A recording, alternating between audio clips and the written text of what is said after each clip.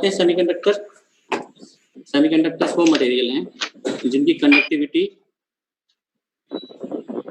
Conductor और insulator के बीच में होती है। ठीक है, semiconductors are the material whose conductivity lies between metal and insulator। तो फॉर्म कहाँ से होते हैं? एक्चुअली हमको ये सेमीकंडक्टर मिलते कहाँ से हैं, इसकी बात करते हैं हम। कोई बता सकता है सेमीकंडक्टर मटेरियल्स हम कहाँ से ले सकते हैं, या कौन से मटेरियल हैं जो एज अ सेमीकंडक्टर बिहेव करते हैं? The silicon, germanium, these are intrinsic semiconductors. Okay, right।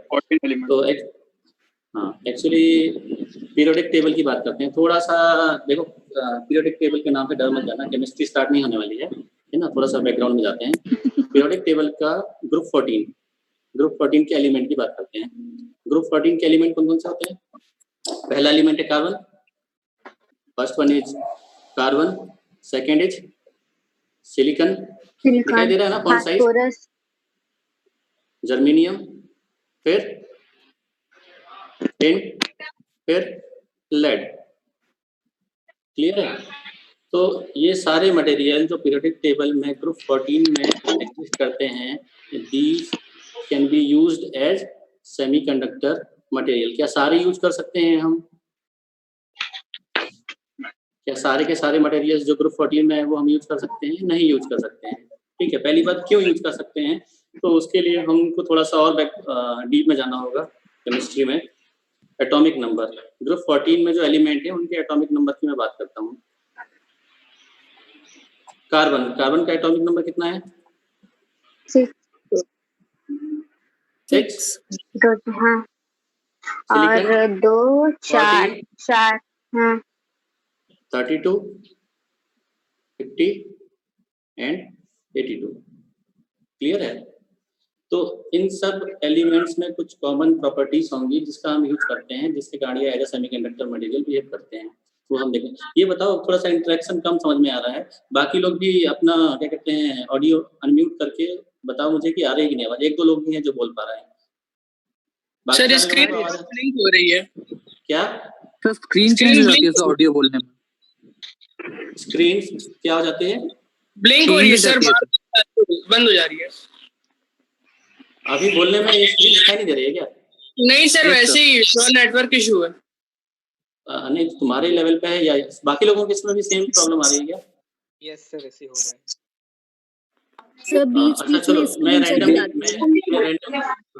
मैं रैंडमली पूछ रहा हूँ कुछ लोगों सर 5 या 10 सेकंड के जो गैप में है स्क्रीन बार बार रुक जा रही है। सर। वो स्क्रीन नहीं जा रही है, जो बोल रहा है ना उसका आ जा रहा है। तो जो बोल रहा है उसकी स्क्रीन शेयर होती है फिर। अच्छा, वो अपना ऑडियो ऑन करने के कारण हो रहा है। ऑडियो ऑफ कर हो जाएगा, ठीक हो जाएगा। अच्छा, ठीक है। ऑडियो तुम लोग जो है अपना क्या कहते हैं ऑफ कर लो, अनपिन करोगे शायद तो हो जाएगा। ये प्लेटफॉर्म में मैं फैमिलियर नहीं हूँ। क्या ऑप्शन बता रहे हो? गूगल मीट ज्यादा सही है। नेक्स्ट क्लास में मैं हाँ, अच्छा, ठीक है। अभी ऐसा करो, ऑडियो में जिसका नाम लूंगा, ठीक है, इंटरेक्शन के लिए वो लोग बोलना। नेक्स्ट क्लास में हम लोग अभी क्योंकि सारे लोग ज्वाइन हो चुके हैं, फिर से वो प्रोसेस जो है लंबी हो जाएगी। तो ऐसा करते हैं, अभी इसी प्लेटफॉर्म को यूज करते हैं। नेक्स्ट क्लास में मैं तुम लोगों को गूगल क्लासरूम की लिंक शेयर करूंगा। उसमें ऑडियो के साथ जो है ग्लिच ना हो। ठीक है, बाकी सारे लोग जिनके इसमें ऑडियो के साथ स्क्रीन में प्रॉब्लम आ रही है, वो स्क्रीन अपना ऑडियो अनम्यूट कर लो। मैं पूछूंगा तो बताते जाना। तो हम पीरियोडिक टेबल की बात कर रहे हैं। इन सारे एलिमेंट्स में कुछ कॉमन प्रॉपर्टीज हैं जिसके कारण हम इसको as a semiconductor material use कर सकते हैं। जैसे कार्बन का एटॉमिक नंबर है 6। इसका इलेक्ट्रॉन डिस्ट्रीब्यूशन की बात करें तो क्या होगा? 1s2, 2s2, फिर 2p। सिलिकॉन का 1s2, 2s2, 2p6, 3s2, 3p2। ठीक है, ऐसे ही जर्मेनियम का भी लिख सकते हैं। तो जैसे हम लोगों को पता है कि सेल थ्योरी, एटॉमिक डिस्ट्रीब्यूशन जो होता है, न्यूक्लियस के अराउंड पहले वाले सेल में 2 इलेक्ट्रॉन, दूसरे वाले में 8, फिर 12 12. 12 होते हैं। हाँ यस सर. 2 अच्छा 8 8 16 32 2 16 2 8 8 18 32 ओके 18 तो 32 तो पहले वाले में 2, नेक्स्ट में 8। अगर हम 8 इसकी बात करें कार्बन की, तो कार्बन के पहले सेल में 2 इलेक्ट्रॉन हैं, बचेंगे कितने? 4। 4. जो आउटर मोस्ट सेल में 8 में से मैं नीचे लिख रहा हूँ, कार्बन के 6 एटम्स में लास्ट जो सेल है उसमें आउट ऑफ 8 4 फील्ड हैं, ठीक है। सिलिकॉन के भी लास्ट वाले सेल की अगर हम बात करें तो आउट ऑफ 8 4 फील्ड हैं। ये सिलिकॉन के लिए 3s2 और 3p2 3s2 और 3p2 ये लिखा हुआ है। तो क्या कॉमन प्रॉपर्टी दिखाई दे रही है? अगर तुम सारे एलिमेंट में देखोगे तो इनके आउटर मोस्ट जो सेल होगा उसमें 4 ही इलेक्ट्रॉन फील्ड होंगे। आउटर मोस्ट सेल में सिर्फ 4 इलेक्ट्रॉन होंगे। तो इस प्रॉपर्टी का हम यूज कर सकते हैं सेमीकंडक्टर मटेरियल फॉर्म करने के लिए, वो हम आगे बॉन्ड मॉडल में देखने वाले हैं, वो मैं तुमको एक्सप्लेन करूंगा। अब मैं ये बताता हूँ कि इन सारे एलिमेंट्स में कार्बन, सिलिकॉन, जर्मेनियम, टिन और लेड, इनमें से कौन से मटेरियल है या कौन से एलिमेंट है जिसको हम यूज कर सकते हैं एज सेमीकंडक्टर मटेरियल। तो सारे एलिमेंट तो होते नहीं है, कार्बन का यूज हम नहीं करते हैं, सिलिकॉन का यूज हम करते हैं, जर्मेनियम का यूज हम करते हैं, टिन का नहीं करते, लेड का नहीं करते। अब कौन से ऐसे प्रॉपर्टीज हैं जिसके कारण इस सारे ग्रुप 14 एलिमेंट में सिर्फ और सिर्फ सिलिकॉन और जर्मेनियम का यूज होता है, और उसमें भी हम स्पेसिफिकली अगर बात करें तो ज़्यादातर जो है सिलिकॉन यूज करते हैं, जर्मेनियम का यूज बहुत कम होता है। अच्छा ये बताओ, वॉइस ज़्यादा तेज हो रही है क्या? अब बहुत ही कम है। स्पीड ज़्यादा तेज नहीं है ना? सर वॉइस बहुत लो चली जाती है। सिलिकॉन की साइज कंपैरेटिवली छोटी होगी क्योंकि हाँ। नीचे जाने में साइज बढ़ती जाती है और स्टेबिलिटी घटती जाएगी। नहीं, मैं अपने वॉइस की बात कर रहा हूँ। वॉइस लो तो नहीं आ रही ना, और स्पीड चेंज तो नहीं हो रही। हाँ ठीक है, तो मैं बता रहा हूँ रीजन क्या है। पहला एलिमेंट है कार्बन। कार्बन का यूज हम नहीं करते हैं क्योंकि कार्बन का बैंड गैप जो होता है, बैंड गैप एनर्जी ईजी जो हमने कल लास्ट डिस्कस किया था, वो मोर देन 4 इलेक्ट्रॉन वोल्ट होता है। क्लियर है? तो कार्बन की अगर हम बात करें तो इंस्टेड ऑफ सेमीकंडक्टर वो इंसुलेटर जैसे ज्यादा बिहेव करता है because of high band gap energy. तो हम कार्बन का यूज नहीं कर सकते। अब पीरियोडिक टेबल में अगर हम डाउनवर्ड्स मूव करते हैं तो जनरली होता क्या है, एटम का साइज, क्योंकि इलेक्ट्रॉन्स बढ़ रहे हैं, नंबर ऑफ इलेक्ट्रॉन्स बढ़ेंगे तो साइज है एटम का वो ज्यादा बड़ा होगा। सिलिकॉन, जर्मेनियम और भी बड़ा। तो डाउनवर्ड्स मूव करने पे क्योंकि जो आउटर मोस्ट सेल का इलेक्ट्रॉन है वो न्यूक्लियस से लेस जो है स्ट्रांगली कनेक्टेड होगा या अटैच होगा, तो जैसे ही हम डाउनवर्ड्स मूव करेंगे तो जो एनर्जी बैंड गैप ईजी है वो डिक्रीज करेगी। क्लियर है? जब हम पीरियोडिक टेबल में डाउनवर्ड्स मूव करते हैं तो क्योंकि एटम का साइज बढ़ता है। एटम का साइज क्यों बढ़ रहा है? क्योंकि एलिमेंट्स जो हैं इनमें इलेक्ट्रॉन्स इंक्रीज होते जा रहे हैं। पहले 6 इलेक्ट्रॉन थे, फिर 14, फिर 32, फिर 50, फिर 82। ओके, तो जैसे जैसे हम डाउनवर्ड्स मूव कर रहे हैं तो एटम का साइज जो है इंक्रीज हो रहा है, क्योंकि आउटर मोस्ट सेल का इलेक्ट्रॉन लूजली कनेक्टेड होगा न्यूक्लियस से, तो जो बैंड गैप एनर्जी चाहिए होगी उसको निकालने के लिए, एक्सट्रैक्ट करने के लिए, वो कम होगी, तो इजी डाउनवर्ड जाने में रिड्यूस करेगा। तो सिलिकॉन की अगर मैं बात करूं तो कार्बन से उसका एनर्जी बैंड गैप कम होगा। सिलिकॉन के लिए कितना होगा? 1.21 इलेक्ट्रॉन वोल्ट। ऐसे ही जर्मेनियम की अगर बात करें, जर्मेनियम के लिए वो होगा 0.785 इलेक्ट्रॉन वोल्ट। तो हम मोस्टली इन दो एलिमेंट्स का यूज करते हैं, सिलिकॉन और जर्मेनियम का। अब सिलिकॉन और जर्मेनियम की भी अगर मैं बात करूं स्पेसिफिकली, तो सिलिकॉन ज्यादा यूज होता है as compare to germanium. Clear है? अब ये रीजन क्या है, why we are using silicon over germanium? कोई बता सकता है सिलिकॉन का यूज क्यों होता है ओवर जर्मेनियम?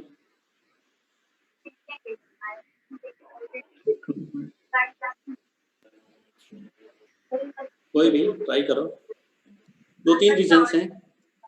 सबसे पहला रीजन जो अभी मैंने एक्सप्लेन कर दिया है, सर इलेक्ट्रॉन डोनिंग पावर ज्यादा होगी। इकोनॉमिकल है। हाँ, सर इलेक्ट्रॉन डोनिंग कैपेसिटी ज्यादा होगी।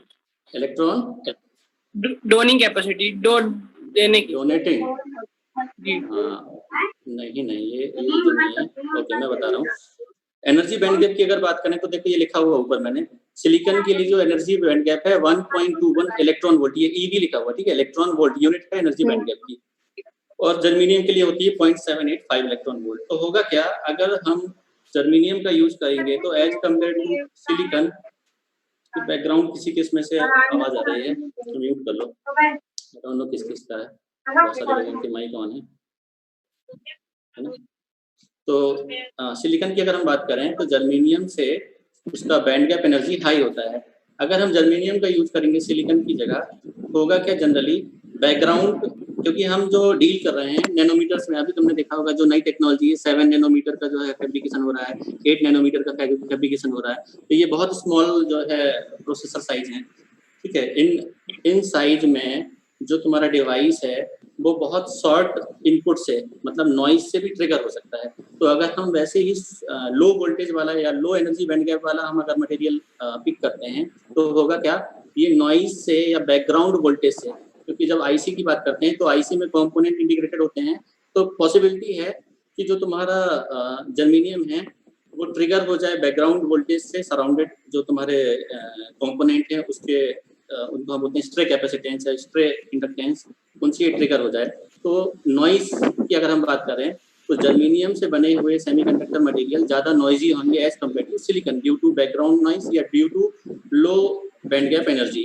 तो पहला रीजन है due to high E G, E G is high for silicon, इसलिए हम यूज करते हैं। सेकेंड रीजन क्या है, सेकेंड रीजन है जो जर्मेनियम है और सिलिकॉन है, अगर हम नेचर में दोनों की बात करें कि अवेलेबिलिटी किस तरीके की है, तो सिलिकॉन की अवेलेबिलिटी जर्मेनियम से बहुत ज़्यादा है, बहुत हाई है। इसका मतलब कि सिलिकॉन जो है नेचर में एबडेंटली अवेलेबल है, बहुत इजीली अवेलेबल है, और इसका जो एक्सट्रैक्शन है बहुत इजी है। सेम मटेरियल अगर हम जो है जर्मेनियम से डिज़ाइन करते हैं तो जो एक्सट्रैक्शन कॉस्ट होगा बनाने के लिए वो बहुत हाई होगा, इजीली अवेलेबल नहीं होने के कारण। तो जो तुम्हारा डिवाइस बनेगा वो as compare to silicon costly होगा। तो ये सेकेंड रीजन है, abundant in nature. Sir echo आ रही है, हाँ। No sir, economical, silicon is more economical. हाँ, वही रीजन मैं आपको बता रहा हूँ, एबंडेंट जो अवेलेबिलिटी है इस कारण से एक्सट्रैक्शन कॉस्ट कम है। सिलिकॉन क्या है बेसिकली, सिलिकॉन इज सिलिका, रेत, तो हम उससे एक्सट्रैक्ट कर सकते हैं सिलिकॉन को जो कि इजीली अवेलेबल है। सेम चीज़ अगर हम जर्मेनियम से डिजाइन करेंगे तो वो इजीली अवेलेबल नहीं होगा, इजीली अवेलेबल जो चीज़ नहीं होगी उसको एक्सट्रैक्ट करने में ज़्यादा पैसे खर्च होंगे, तो जो डिवाइस मैन्युफैक्चर होगा उसकी कॉस्ट बढ़ जाएगी। क्लियर है। तो इकोनॉमिकल जो रीजन है that is availability only. Third reason is leakage current. ये लीकेज करंट वाला पैरामीटर जो है अभी तुमको पता नहीं लगेगा, जब हम डायोड स्टार्ट करेंगे तो मैं लीकेज करंट डिटेल में बताऊंगा। क्या होता है, अगर हम डायोड फॉर्म कर रहे हैं यूजिंग जर्मेनियम या यूजिंग सिलिकॉन, तो हम देखते हैं कि सिलिकॉन में जो लीकेज करंट है वो लेस है, लेस लीकेज करंट होता है सिलिकॉन से बने हुए डायोड्स में या डिवाइस में। वही अगर हमने डिवाइस जर्मेनियम से बनाया हुआ है तो लीकेज करंट बहुत ज़्यादा होगा। क्लियर है। तो तीसरा रीजन, तीन रीजन है बेसिकली। पहला, सिलिकॉन में बैंड गैप एनर्जी हाई होती है। सेकेंड, नेचर में अवेलेबिलिटी इजीली अवेलेबल है, इसलिए जो कॉस्ट ऑफ मैन्युफैक्चरिंग होगा वो लेस होगा। और तीसरा, लीकेज करंट लेस होने के कारण, क्योंकि लीकेज करंट लेस होगा तो जो पावर डिसिपेशन है डिवाइस का वो बहुत कम होगा। मतलब दो डिवाइस अगर आप यूज कर रहे हो जिसका में एक चिप डिजाइन की हुई है यूजिंग सिलिकॉन और दूसरी जर्मेनियम, तो जो जर्मेनियम वाला डिवाइस होगा उसका पावर एफिशिएंसी की अगर हम बात करें तो वो कम पावर एफिशिएंट होगा एज कम्पेयर टू सिलिकॉन से बना हुआ डिवाइस। मतलब बैटरी बैकअप डायरेक्टली आप बोल सकते हो कि ऐसे डिवाइस या ऐसे प्रोसेसर जो सिलिकॉन से डिजाइन है वो ज़्यादा पावर एफिशिएंट होंगे। क्लियर है। तो हम इन तीन रीजन के कारण सिलिकॉन का यूज करते हैं ओवर जर्मेनियम। क्लियर।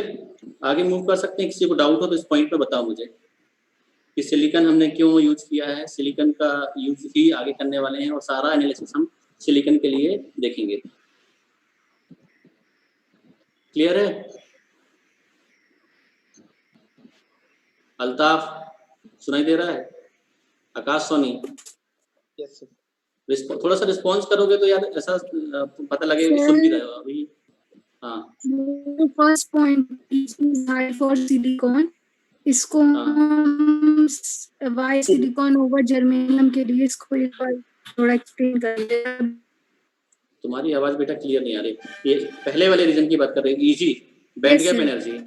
हाँ देखो क्या होता है, एटॉमिक जो स्ट्रक्चर है उसकी अगर मैं बात करता हूँ, सबसे पहले न्यूक्लियस है, न्यूक्लियस के आगे सेल होते हैं, फर्स्ट सेल, सेकंड सेल, फिर थर्ड सेल।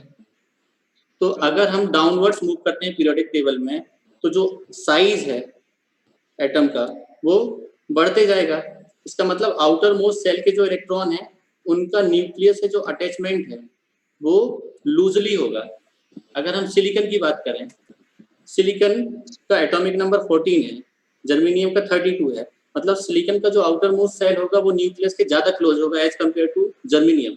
जर्मेनियम का जो आउटर मोस्ट सेल है वो न्यूक्लियस से ज्यादा दूर होगा। तो जो बॉन्डिंग फोर्सेस होंगे न्यूक्लियस से आउटर मोस्ट सेल के इलेक्ट्रॉन को कपल करने के लिए वो सिलिकॉन में ज्यादा होंगे एज कम्पेयर टू जर्मेनियम। मतलब सिलिकॉन के आउटर मोस्ट सेल के इलेक्ट्रॉन को डिटैच करने के लिए जो एनर्जी चाहिए होगी, बैंड गैप एनर्जी, वो हाई होगी एज कम्पेयर टू जर्मेनियम। तो इसलिए मैंने लिखा है सिलिकॉन के लिए बैंड गैप एनर्जी हाई होती है। और हाई बैंड गैप एनर्जी क्यों रिक्वायर्ड है? क्योंकि जब हम डिवाइस मैन्युफैक्चर कर रहे हैं और लो टेक्नोलॉजी में, मतलब स्मॉल लेवल पे जा रहे हैं, नैनो साइज पे जा रहे हैं, नैनोमीटर पे, नैनोमीटर टेक्नोलॉजी मतलब 7 नैनोमीटर, 8 नैनोमीटर, 10 नैनोमीटर का साइज का। पहले तो जो डिवाइस होते थे वो बहुत बल्कि होते थे, बड़े, अब छोटे छोटे प्रोसेसर यूज कर रहे हैं।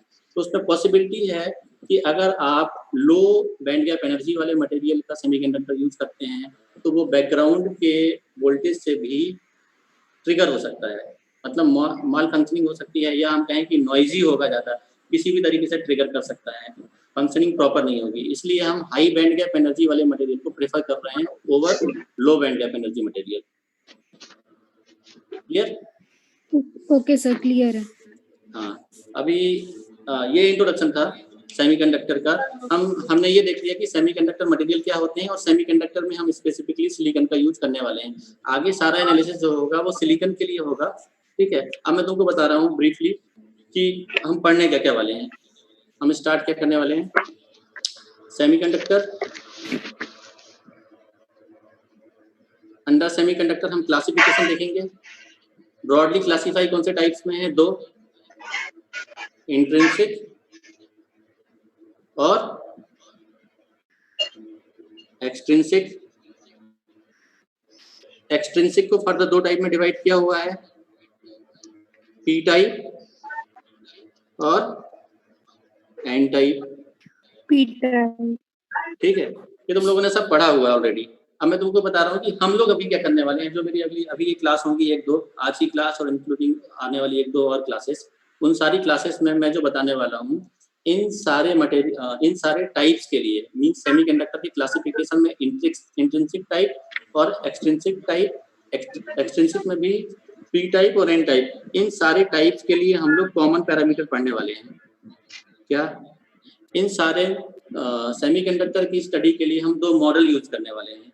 Models, first model is bond model, second model is band model, ठीक है। मॉडल्स होते क्या हैं और इनका यूज क्यों करने वाले हैं? मॉडल क्या होता है? मॉडल बेसिकली अगर हम बात करें तो एक पिक्टोरियल रिप्रेजेंटेशन है किसी भी डिवाइस का। व्हाट? हाँ बताओ, कोई कुछ बोल रहा है क्या? नहीं सर, वही बोल रहा था, पिक्टोरियल रिप्रेजेंटेशन जो हमारे सिलिकॉन और इनके बीच की बॉन्डिंग रहती है सेमीकंडक्टर में। हम जो है पिक्टोरियल रिप्रेजेंटेशन बेसिकली देखना चाहते हैं कि किस तरीके। ये Realme X में कौन है? आवाज नहीं आ रही है इसको। अभी क्लियर है क्या? मैंने तुमको लास्ट क्लास में भी बोला था कि अपना नाम यूज करोगे तो थोड़ा सा क्लियर होगा।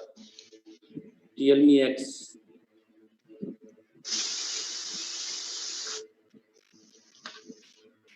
नेक्स्ट क्लास से मैं मोड चेंज कर दूंगा, जूम की जगह जो है गूगल मीट यूज करेंगे, मे भी उसमें कम प्रॉब्लम हो। तो हाँ, मैं बता रहा था मॉडल क्या है। मॉडल बेसिकली पिक्टोरियल रिप्रेजेंटेशन होता है किसी भी सिस्टम का या स्ट्रक्चर का वो उसकी इन्फॉर्मेशन बताता है as a form of as a 2D picture या एज अ 3D पिक्चर, जो भी हम यूज करना चाहते हैं। यहाँ हम यूज करेंगे 2D मॉडल्स, क्योंकि हम पेपर में जो है वो स्ट्रक्चर ड्रॉ करने वाले हैं।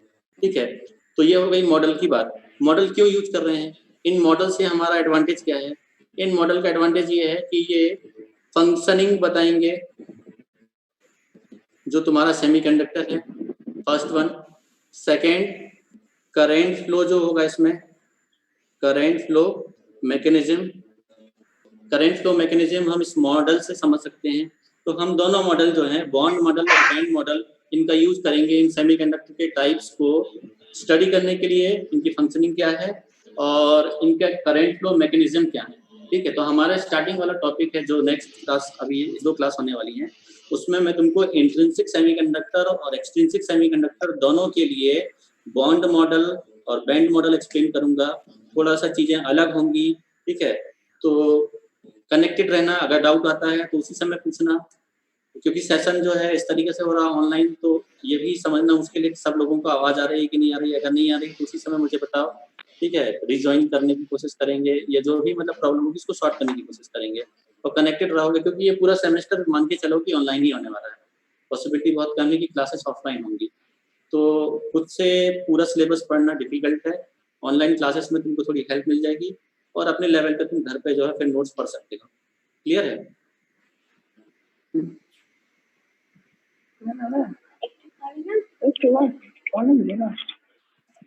स्टार्ट करते हैं। सबसे पहले बात करता हूँ मैं बॉन्ड मॉडल की। क्या होता है बॉन्ड मॉडल? तुम लोगों ने पढ़ा हुआ है इससे पहले बॉन्ड मॉडल भी, बता सकते हो? नवनीत बार बार तुम ज्वाइन कर रहे हो, कुछ प्रॉब्लम है क्या?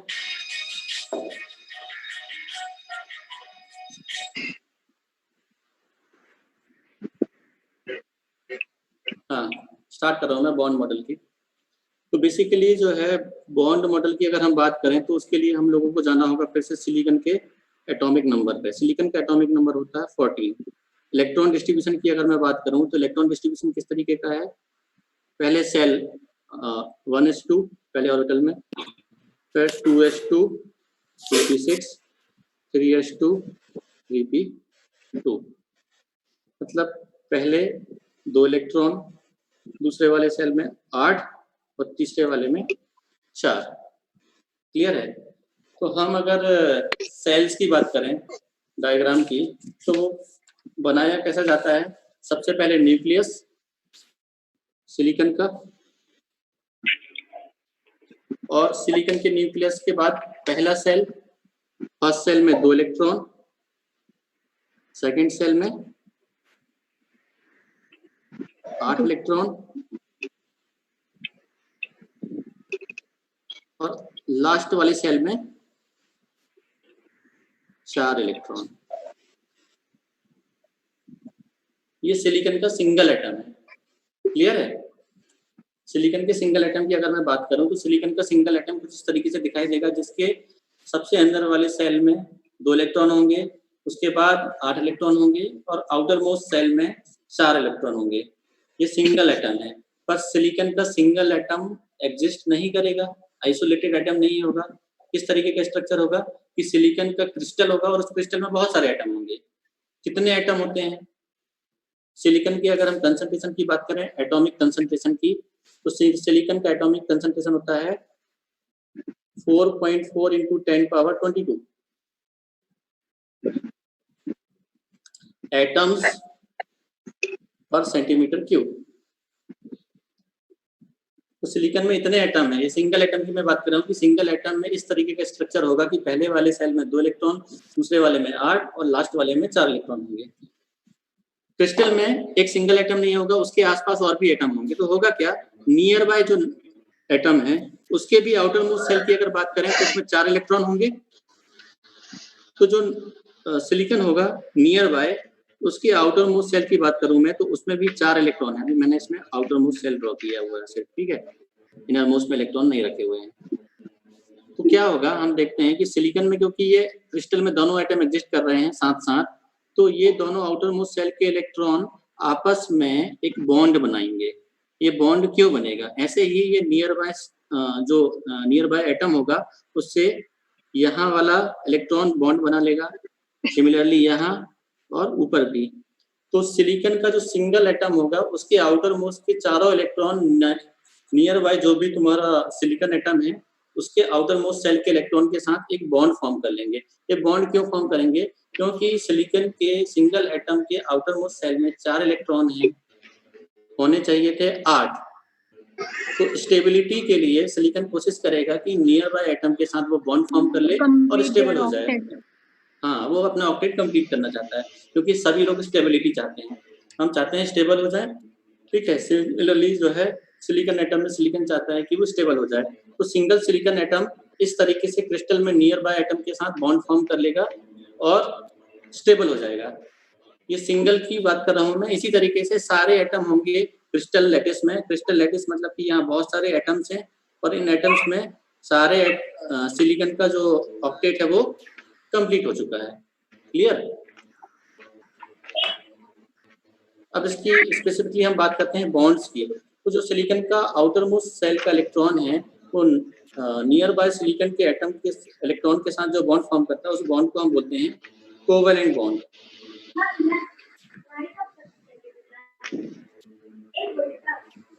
तो अभी मैं ये रिप्रेजेंटेशन की जगह जिसमें पहले 2 इलेक्ट्रॉन, फिर 8 इलेक्ट्रॉन, फिर लास्ट में 4 इलेक्ट्रॉन, क्योंकि ये स्टेबल है ये वाली क्लास, ठीक है। ये भी स्टेबल है, यहाँ 2 में से 2 फील्ड है, यहाँ 8 में 8 फील्ड है, पर लास्ट वाले में 4 है। तो हम अब पिक्चर इस तरीके से कुछ फॉर्म करेंगे जो बॉन्ड मॉडल है। इसमें हम एटम लेंगे सिलिकॉन का, ठीक है, और इसके आउटर मोस्ट सेल के 4 इलेक्ट्रॉन को हम यहाँ रिप्रेजेंट करेंगे। ये क्या करेगा?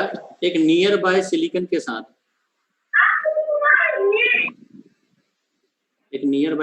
साथ ये बॉन्ड फॉर्म करेगा।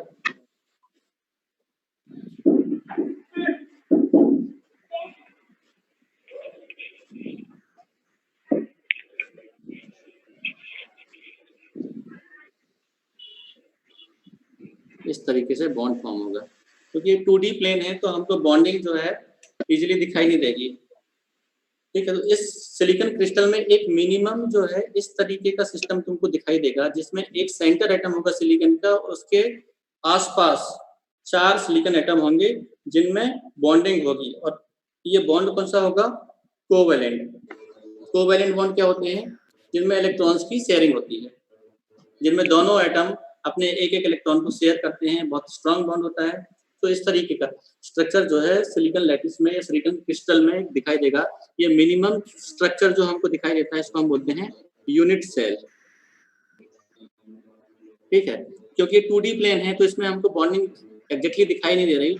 मैं तुमको क्यूब बना के बताता हूँ कि होता क्या है। ये जो स्ट्रक्चर है इसको हम बोलते हैं टेट्राहेड्रल स्ट्रक्चर। थोड़ा सा केमिस्ट्री, क्या हो गया?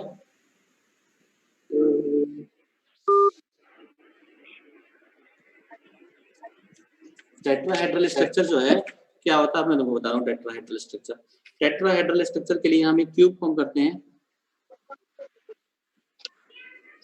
सपोज ये सिलिकॉन का यूनिट सेल है, क्लियर है, और इसके सेंटर में एक एटम है। ये सेंटर एटम की मैं बात कर रहा था, यहाँ पे ये सिलिकॉन का सेंटर एटम है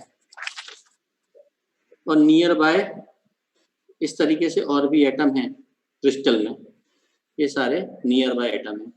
तो बॉन्ड किस तरीके से फॉर्म होगा? बॉन्ड ऐसे फॉर्म होगा कि अगर हम फ्रंट फेस की बात करते हैं तो इनमें से अगर हम इस एटम के साथ इसकी बॉन्डिंग बनाते हैं, पहली बॉन्ड, तो ये दूसरा बॉन्ड बनाएगा इसके डायगोनल अपोजिट एलिमेंट से। तो फ्रंट फेस का ये है, इसका डायगोनल अपोजिट ये है, तो दूसरा बॉन्ड बनेगा इसके साथ, क्लियर है पीछे। सिमिलरली फ्रंट फेस का अगर हमने ये वाला एलिमेंट लिया है तो नेक्स्ट एलिमेंट कौन सा होगा? ये, ठीक है। तो इसके साथ एक बॉन्ड फॉर्म होगा और इसका डायगोनल अपोजिट एलिमेंट यहाँ पे इसके साथ। तो इस तरीके का थोड़ा सा तुम चाहो अपनी कॉपी पेन में बना के देखोगे तो तुमको समझ में आएगा कि ये 4 जो है ऑपोजिट जो तुम्हारे डायगोनल्स हैं, ये 4 या फिर ये 4, ठीक है, कोई भी बन सकते हैं। दूसरा स्ट्रक्चर यहाँ पे तुम दूसरा बना सकते हो इन चारों के साथ। नीचे बना देता हूँ मैं।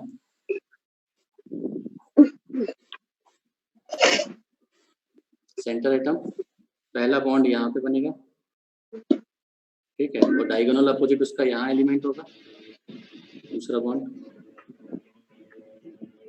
एक बॉन्ड यहाँ फॉर्म होगा और इसका डायगोनल अपोजिट ये। तो इस तरीके से स्ट्रक्चर फॉर्म होगा टेट्राहेड्रल। इस स्ट्रक्चर में जो सिलिकॉन एटम है वो क्रिस्टल में एग्जिस्ट करेगा। ये मिनिमम साइज होगा, इसको हम रिपीट करेंगे तो हमको रिपीटिशन के बाद एक कॉमन पैटर्न मिलेगा। उस पैटर्न को हम बोल सकते हैं वो सिलिकॉन का क्रिस्टल है, सिलिकॉन का लैटिस है। तो इस तरीके से सिलिकॉन लैटिस में हमको अलग अलग सिलिकॉन एटम जो है नियर बाय एटम के साथ कोवैलेंट बॉन्ड के साथ कोवैलेंट बॉन्ड से बाउंडेड फॉर्म में मिलता है। तो बॉन्ड मॉडल में हम एक सिंगल एटम लेते हैं सिलिकॉन का और उसके आसपास जो 4 इलेक्ट्रॉन हैं उसको हम रिप्रेजेंट करते हैं यूजिंग कोवैलेंट बॉन्ड। ठीक है,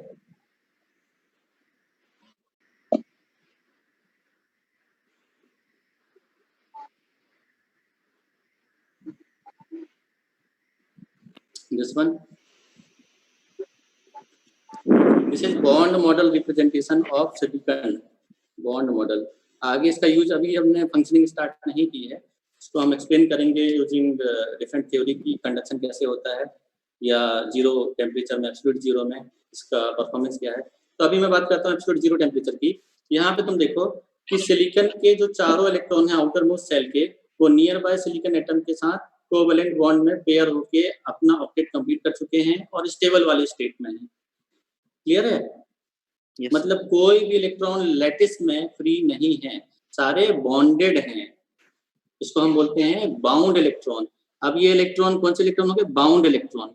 बाउंड क्यों? क्योंकि ये कोवैलेंट बॉन्ड से बाउंड है, ये कहीं मूव नहीं कर सकते। क्लियर है? These are bound electron. Bound electron का मतलब है कि ये कहीं भी फ्रीली मूव नहीं कर सकते और कंडक्शन तभी होगा जब इलेक्ट्रॉन मूव करता है, मतलब कंडक्शन जो होगा वो फ्री इलेक्ट्रॉन से होगा। अब ये स्टेट जो इलेक्ट्रॉन की है ये बाउंड है। ये किस कंडीशन में है? At 0 degree kelvin. ठीक है, एट 0 डिग्री केल्विन। तो हम 0 डिग्री केल्विन में अगर सिलिकॉन की बात करें, सिलिकॉन की प्योर सिलिकॉन में भी प्योर सिलिकॉन की, तो एट 0 डिग्री केल्विन कोई भी इलेक्ट्रॉन बॉन्ड मॉडल से हमको ये समझ में आ रहा है कि कोई भी इलेक्ट्रॉन फ्री नहीं है, क्योंकि फ्री नहीं है इसीलिए कंडक्शन पॉसिबल नहीं है। इसीलिए एट 0 डिग्री केल्विन जो प्योर सिलिकॉन है, प्योर सिलिकॉन वो किसके जैसे बिहेव करेगा? इंसुलेटर के जैसे। ठीक है, क्योंकि यहाँ कोई भी इलेक्ट्रॉन फ्री नहीं है। अभी हम और एक्सप्लेन करेंगे इसको थोड़ा डिटेल में, मैं आता हूँ। अभी मैं तुमको मॉडल बता रहा हूँ। ठीक है, तो ये बॉन्ड मॉडल हो गया। बॉन्ड मॉडल में हम इस तरीके का स्ट्रक्चर यूज करने वाला हूँ। अब आते हैं हम बैंड मॉडल में। अभी किसी को बॉन्ड मॉडल में डाउट हो तो बताओ। बॉन्ड मॉडल में किसी को डाउट है क्या कुछ? प्रोसीड करें बैंड मॉडल में।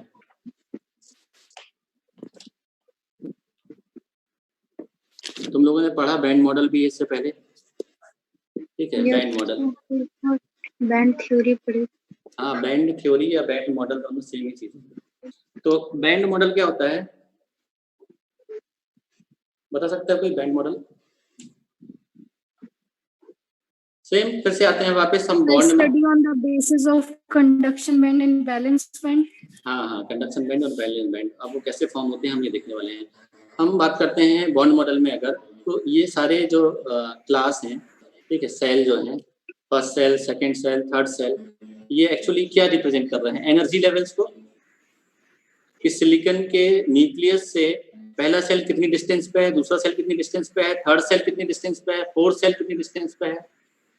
क्लियर है? तो ये बेसिकली क्या रिप्रेजेंट कर रहे हैं कि सिलिकॉन के एटम में जो सेल्स हैं उनका एनर्जी लेवल रिप्रेजेंटेशन कैसा है। ठीक है, सिलिकॉन का एटॉमिक नंबर होता है 14, electron distribution 1s2, 2s2, 2p6, 3s2, 3p2।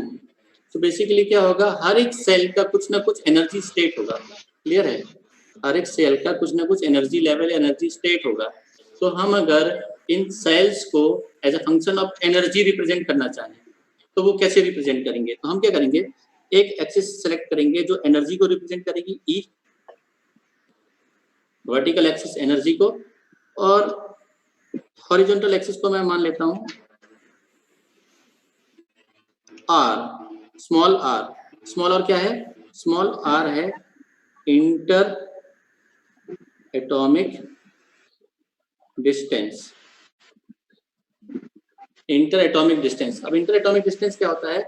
Inter atomic distance का मतलब है कि क्रिस्टल की अगर बात करते हैं सिलिकॉन क्रिस्टल की, तो सिलिकॉन क्रिस्टल में बेसिकली एक सिंगल आइसोलेटेड एटम नहीं होगा, बहुत सारे एटम होंगे, मतलब बहुत सारे एटम आसपास होंगे किसी पर्टिकुलर डिस्टेंस पे। तो अगर मैं उस क्रिस्टल में दो एटम्स की बात कर रहा हूँ तो उन दो एटम्स के न्यूक्लियस के बीच में कोई डिस्टेंस होगा, फाइनाइट डिस्टेंस, उस डिस्टेंस को हम बोलते हैं इंटर एटॉमिक डिस्टेंस। दो एटम के बीच की डिस्टेंस कितनी है, क्लियर है? तो मैंने यहाँ पे दो स्केल यूज किया है, एक वर्टिकल एक्सिस में एनर्जी और हॉरिजॉन्टल एक्सिस में इंटर एटॉमिक डिस्टेंस आर। इन एनर्जी लेवल्स की अगर मैं बात करूँ तो क्या होगा, जैसे जैसे हम न्यूक्लियस से दूर जाएंगे तो एनर्जी लेवल हाई होता जाएगा। आउटर मोस्ट सेल की एनर्जी सबसे हाई होगी, इनर मोस्ट सेल की एनर्जी सबसे कम होगी। तो अगर हम एनर्जी लेवल में रिप्रेजेंट करें तो वर्टिकली ये इस पॉइंट पे मिनिमम होगा और धीरे धीरे अपवर्ड जाने पे ये इंक्रीज होगा। तो 1s2 यहाँ कहीं एग्जिस्ट कर रहा होगा, 1s2, 2s2 यहाँ कहीं एग्जिस्ट कर रहा होगा, फिर 2p6 यहाँ कहीं, 3s2 यहाँ और 3p2 यहाँ कहीं। क्लियर है? इस तरीके से क्यों बनाया? 1s2 सबसे नीचे इसलिए बना हुआ है क्योंकि न्यूक्लियस के सबसे पाल सबसे नियर में जो सेल होगा दैट इज 1s2, फिर 2s2, फिर 2p6, फिर 3s2, फिर 3p2, इस तरीके से अपवर्ड जो है इंक्रीज होगी एनर्जी। इसलिए सबसे पहले 1s2 बनाया हुआ है और सबसे लास्ट में 3p2 बनाया हुआ है। ठीक है, तो ये तो बात हो गई सिंगल सिलिकॉन एटम की, लेकिन क्रिस्टल में सिंगल एटम पॉसिबल नहीं है। कितने एटम्स होते हैं सिलिकॉन के? डिपेंडिंग अपॉन की कंसंट्रेशन कितना है। हाँ, तो हम समझ रहे हैं, सपोज हम कंसीडर करते हैं कि n number of atom present है, कैपिटल N एटम्स हैं, एटम ऑफ सिलिकॉन। ठीक है, capital N number of atom present है। तो यहाँ पे थोड़ा सा ध्यान से आप समझना, पहले वाले 1s2 में 2 इलेक्ट्रॉन है। ठीक है, 2 स्टेट अवेलेबल हैं, 2 अवेलेबल स्टेट हैं, 2 में से कितने फील्ड हैं? इंटर एटॉमिक डिस्टेंस भी तो वो होगी, बढ़ेगी सर। 1s2 से 2s2 की इंटर एटॉमिक डिस्टेंस से ज्यादा जो होगा। हाँ बेटा, इंटर एटॉमिक डिस्टेंस सेम क्या कहते हैं एटम के लिए आपने सेम बना दिया। दो अलग अलग एटम की बात कर रहा हूँ मैं। ठीक है सर, आपने सिर्फ एनर्जी, ये आपने इंटर एटॉमिक डिस्टेंस बढ़ाई नहीं, जो रेडियाई होगा 1s2 से। अभी इंटर एटॉमिक डिस्टेंस इस स्केल में बढ़ रही है, क्लियर है? यस सर, हॉरिजॉन्टल वाली। हाँ, ये हॉरिजॉन्टल है। अभी मैं उसको आगे एक्सप्लेन करूँगा, 2 मिनट तुम रुको, तुमको समझ में आ जाएगा। ये जो बनाया हुआ है ये एनर्जी के लिए किसी एक एटम के लिए बनाया हुआ है। ठीक है, जो तुम बोल रहे हो वो चेंज होगी, पर उसके लिए कंडीशन है। 2 मिनट हम रुकते हैं, उसके बाद मैं एक्सप्लेन करता हूँ कि वो कैसे चेंज होगी, अभी चेंज होगी या नहीं होगी। बैकग्राउंड नॉइज जिसका आ रहा है वो थोड़ा सा माइक ऑफ करके रखें। तो होगा क्या, पहले वाले स्टेट की अगर मैं बात करूँ 1s2, इसमें 2 स्टेट अवेलेबल हैं और 2 में से 2 फील्ड हैं। सिमिलरली 2s2 में 2 में से 2 फील्ड हैं, 2p6 में 6 में से 6 फील्ड हैं, 3s2 में 2 में से 2 फील्ड हैं। यहाँ क्या हो रहा है, आउट ऑफ 6 2 फील्ड है। दिखाई दे रहा है ना सबको? वैसे देखो 1s2 में अवेलेबल स्टेट 2 होती है, s में 2 इलेक्ट्रॉन मैक्सिमम आ सकते हैं, s ऑर्बिटल में, p में मैक्सिमम 6 आ सकते हैं। तो वही मैंने लिखा हुआ 1s2 में 2 अवेलेबल स्टेट हैं, 2 में से 2 फील्ड। 2s2 में 2 अवेलेबल है, 2 में से, ये सिंगल एटम की बात कर रहा हूँ मैं। ठीक है, 2 में से 2 फील्ड। 2p6 6 में से 6 फील्ड। 3s2 2 में से 2 फील्ड। 3p2 तो 6 अवेलेबल स्टेट में से 2 फील्ड हैं और बाकी 4 एम्प्टी स्टेट्स हैं। क्लियर है? तो ये सिंगल एटम की बात है। अगर मैं n नंबर ऑफ एटम, अगर एक एटम की जगह 2 एटम हो जाते हैं तो पहले वाले 1s2 में ऐसे ही दूसरे का 1s2 होगा। ठीक है, तो 1s2 2 हो जाएंगे तो 4 और यहाँ पे भी 4, 2s2 में मतलब दोनों 2 से मल्टीप्लाई हो जाएंगे सारे स्टेट्स। तो अगर n एटम है तो ये सारे स्टेट n से मल्टीप्लाई हो जाएंगे। क्लियर है? और स्टेट्स जो फील्ड है वो भी n से मल्टीप्लाई हो जाएंगे। मतलब हमारे पास अगर n एटम का एक क्रिस्टल है सिलिकॉन का, तो उसमें 1s2 वाले 2n स्टेट्स होंगे, जिसमें से 2n फील्ड है, 2s2 के 2n अब स्टेट्स अवेलेबल होंगे। माइक ऑफ करिए, किसी का माइक बहुत ज्यादा बैकग्राउंड नॉइस आ रही है। हाँ अभी क्लियर है। सेकंड वाले में 2s2 में भी 2n स्टेट अवेलेबल है, 2n में से 2n, ये मैंने बात किया जनरलाइज एक क्रिस्टल के लिए जिसमें n नंबर ऑफ एटम होंगे। तो शायद विजिबल नहीं होगा यहाँ पे, मैंने जो लिखा मैं बता रहा हूँ। 2n states, 2n available state, 2n field है। 2s2 में भी 2n अवेलेबल है, 2n फील्ड है। 2p6 में 6n अवेलेबल है, 6n फील्ड है। 3s2 में 2n अवेलेबल है, 2n फील्ड है। 3p2 6n अवेलेबल है बट 2n फील्ड है। ठीक है, थोड़ा सा स्मॉल हो गया size. 3p 3s 2p 2s और ये 1s। ठीक, हाँ तो अब तुम्हारा डाउट था, तो ये तो कंडीशन होगी जब सिस्टम में इंटर एटॉमिक डिस्टेंस जो है इतना हाई होगा कि ये सिस्टम इंटरेक्टिव नहीं होगा, नॉन इंटरेक्टिव होगा। इंटरेक्टिव और नॉन इंटरेक्टिव सिस्टम क्या होता है कि जैसे दो एटम हैं, अगर वो बहुत पास पास आते हैं, एक डिस्टेंस होगी, ठीक है, उस डिस्टेंस को हम बोलेंगे beyond that distance system interactive हो जाएगा या नॉन इंटरेक्टिव हो जाएगा। सपोज वो डिस्टेंस आर है, स्मॉल आर, तो हम स्मॉल आर डिस्टेंस के बाद अगर दो एटम को पास पास लेके आते हैं, स्मॉल आर से भी पास लेके आते हैं, तो जो उनके आउटर मोस्ट साइड के इलेक्ट्रॉन होंगे वो आपस में इंटरेक्ट करेंगे। इंटरेक्ट करने का मतलब क्या है, जैसे तुम्हारे फैमिली में क्या होता है, रिलेटिव आते हैं, इंटरेक्ट करते हैं, जब पास पास आते हैं तो बातें होती हैं। सेम कंडीशन सिलिकॉन में मान लो, एटम सिलिकॉन क्रिस्टल में जो बहुत सारे एटम अवेलेबल हैं, अगर एटम पास पास होंगे, एक पर्टिकुलर डिस्टेंस होगी, उससे पास आ जाएंगे तो सिस्टम जो है इंटरेक्टिव हो जाएगा। ठीक है, अगर उस डिस्टेंस से ज्यादा होगी डिस्टेंस तो सिस्टम नॉन इंटरेक्टिव होगा। तो जो ये तुम्हारा रेडियस है, ये रेडियस अभी तक उस पॉइंट पे नहीं पहुंचा। सपोज ये वो वाला पॉइंट है, ये वो पॉइंट है, ये स्मॉल आर की जो वैल्यू है, ये रेडियस है। अगर इस रेडियस से ज्यादा, सॉरी डिस्टेंस है, रेडियस नहीं है, डिस्टेंस है, इस डिस्टेंस से ज्यादा डिस्टेंस में एटम एग्जिस्ट कर रहे हैं। इस पॉइंट पे होने का मतलब क्या है कि एटम के न्यूक्लियस के बीच में जो डिस्टेंस है वो क्रिटिकल पॉइंट से ज्यादा है, मतलब उनके जो एटम होंगे वो इंटरेक्टिव नहीं होंगे। पर अगर हम डिस्टेंस कम करते जाते हैं और इस पॉइंट पे पहुंचते हैं, तो इस पॉइंट के बियॉन्ड इंटरेक्शन स्टार्ट होगा किसका, आउटर मोस्ट सेल के जो इलेक्ट्रॉन होंगे उनका। पहले सर उनका वो फर्मी है ना, फर्मी है ना वो? नहीं, फर्मी एनर्जी, अभी फर्मी एनर्जी स्टार्ट नहीं किया बेटा। ये मैंने एक इमेजिनरी लेवल बताया, इमेजिनरी डिस्टेंस बताई है। इमेजिनरी नहीं है एक्चुअली, ये रियल डिस्टेंस है। ऐसा समझो कि सिलिकॉन क्रिस्टल में दो एटम है, क्लियर है। अभी सारे एटम हम हटा देते हैं, n नंबर की जगह दो एटम रखते हैं। सिलिकॉन क्रिस्टल में दो एटम सपोज बहुत दूर दूर एग्जिस्ट कर रहे हैं, तो उनके जो आउटर मोस्ट सेल के इलेक्ट्रॉन, उनके बीच में कोई अट्रैक्शन होगा क्या, या कोई रिपल्सन होगा क्या? सर मेरा वो क्वेरी नहीं है, मैं आपसे वो पूछ रहा हूँ, जैसे आपने एनर्जी और रेडियस के बीच में जो डायग्राम बनाया है, जो अपने रिप्रेजेंटेशन है, उसमें सर आपने एनर्जी डिस्टेंस सर न्यूक्लियस से आपके 1s2 और ये ऑर्बिटल के बीच में जो डिस्टेंस है, नहीं बेटा, इनके बीच की डिस्टेंस नहीं है, ये दो एटम के बीच की डिस्टेंस है, दो अलग अलग एटम के बीच में।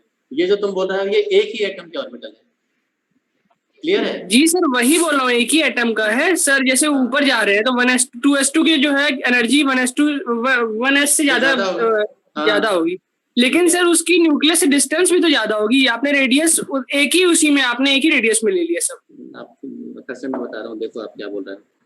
ये दो एटम है, इन दोनों के बीच की डिस्टेंस ये r है। ये सपोज आउटर मोस्ट सेल है, ये आउटर मोस्ट सेल है दो एटम का, इन दोनों की डिस्टेंस फिक्स होगी, क्लियर है? इन दोनों की डिस्टेंस, में इस रेडियस की बात, इस डिस्टेंस की बात कर रहा हूँ, और तुम जो बात कर रहे हो तुम इस डिस्टेंस की बात कर रहे हो, r। मैंने ये r रिप्रेजेंट किया है, ना कि ये स्मॉल रेडियस जो तुम न्यूक्लियस से सेल्स की ले रहे हो। ओके सर, क्लियर है? जी। हाँ, तो हमने क्या किया है, दो एटम के बीच की जो डिस्टेंस है उसको हमने यहाँ रिप्रेजेंट किया है। अब ये दो एटम जब, सपोज ये दो एटम है, ये दो एटम जब पास पास आएंगे तो इनका जो आउटर मोस्ट सेल का इलेक्ट्रॉन होगा वो आपस में इंटरेक्ट करेगा। इंटरेक्ट कैसे करेगा कि पहले इनमें अट्रैक्शन फोर्स स्ट्रांग होता है, डोमिनेटिंग होता है, और भी जब हम पास में लेके आते हैं, मतलब इलेक्ट्रॉन्स के बीच में नहीं होता, एक एटम का न्यूक्लियस और दूसरे का आउटर मोस्ट सेल का इलेक्ट्रॉन, मतलब अंदर वाला प्रोटॉन और ये इलेक्ट्रॉन, ये अट्रैक्टिव फोर्स जो है फील करते हैं जब दूर होते हैं, और जब हम इनको पास में लेके आते हैं तो जो आउटर मोस्ट सेल के इलेक्ट्रॉन है वो आपस में रिपेल करने लगते हैं। तो ये दोनों टाइप के फोर्सेस, अट्रैक्शन और रिपल्सन, कब होता है? एक पर्टिकुलर डिस्टेंस पे ही होता है। दैट डिस्टेंस इज जो वो डिस्टेंस है उसकी मैं बात कर रहा हूँ। That is this interaction system बनाने के लिए ये डिस्टेंस जरूरी है। अगर सिस्टम इंटरेक्टिव होगा तो कम से कम न्यूक्लियस, कम से कम जो एटम्स हैं वो इस डिस्टेंस में होने चाहिए, इतनी डिस्टेंस में। अभी ये जो एनर्जी स्टेट बनी हुई है, ये यहाँ पे ये R हाई है। अब जैसे जैसे अंदर हम मूव करते हैं, ठीक है, तो होगा क्या, ये आउटर मोस्ट सेल जो है, अब सिस्टम ये, हाँ सर वो जो आपने डॉट डॉट की वर्टिकल लाइन बनाई है, उसके जब हम लेफ्ट साइड जाएंगे तो रिपल्सन स्टार्ट होगा। पहले अट्रैक्शन डोमिनेटिंग होगा, बाद में रिपल्सन होता है। Okay sir. पर यहाँ पे हमको सुनो, यहाँ पे हमको अट्रैक्शन रिपल्सन से मतलब नहीं है। मैं तुमको सिर्फ ये बताना चाह रहा हूँ सब लोगों को कि जब डिस्टेंस एक थ्रेशोल्ड से कम होती है तो इंटरेक्शन स्टार्ट होता है। इसका मतलब जो तुम्हारा एनर्जी लेवल है उसमें कुछ कुछ चेंजेस होंगे। क्लियर है?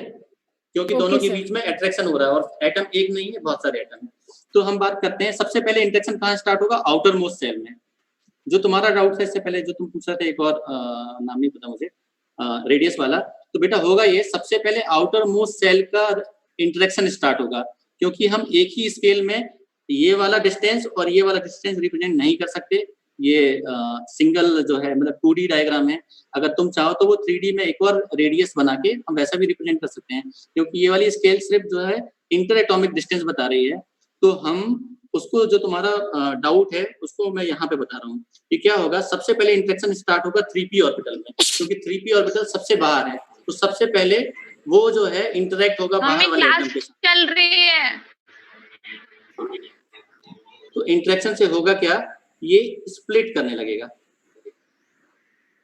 ये जो एनर्जी लेवल है इसमें स्प्लिटिंग स्टार्ट होगी, मतलब 3p एनर्जी लेवल जाके आगे स्प्लिट होगा। ऐसे ही 3s की स्प्लिटिंग थोड़ी और आगे स्टार्ट होगी। 2p क्योंकि इनके ऑक्टेट कंप्लीट हैं और ये इनर मोस्ट सेल हैं, 1s 2s 2p ये अंदर है ज्यादा, तो इनमें इंटरेक्शन और भी आगे जाके स्टार्ट होगा। ठीक है,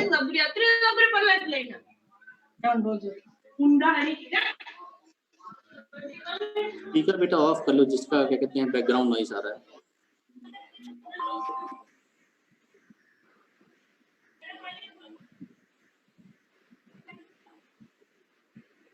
अब यहाँ पे समझो तुम लोग मैं क्या बताना चाह रहा हूँ कि जैसे जैसे इंटर एटॉमिक डिस्टेंस कम होती है, इनिशियली ये हाई है इसलिए इंटरेक्टिव नहीं है, हम इंटर एटॉमिक डिस्टेंस कम करते जा रहे हैं। एक पॉइंट आएगा, एक particular point, this is the point after which interaction will start, मतलब atoms will start interacting with each other, और जो एनर्जी होंगी, एनर्जी लेवल्स जो होंगे वो स्प्लिट होने लगेंगे।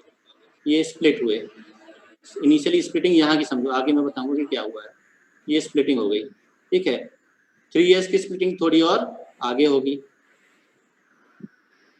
3s की स्प्लिटिंग और आगे हुई है। ऐसे ही 2p की, और किसी हाई मतलब लो डिस्टेंस पे, एक्चुअली जो r जब लो हो जाएगा मतलब इंटर एटॉमिक डिस्टेंस बहुत कम होगी, तब आगे जाके ये कहीं हो रहा होगा 1s और कहीं आगे हो रहा होगा। बट ये पॉसिबल नहीं है। ये पॉसिबल क्यों नहीं है?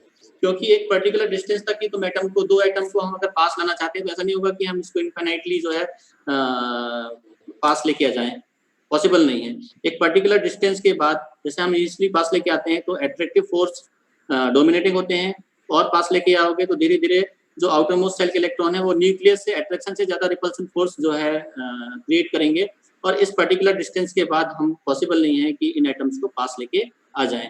तो ये वाली जो स्प्लिटिंग है जो मैंने नीचे बताई है, सब समझाने के लिए था कि अगर ऐसा होता है कि इंटर एटॉमिक डिस्टेंस बहुत कम हो जाएगी तो यहाँ स्प्लिटिंग होगी, बट ये पॉसिबल नहीं है, क्योंकि इंटर एटॉमिक डिस्टेंस एक क्रिटिकल लेवल के बाद और कम नहीं किया जा सकता है।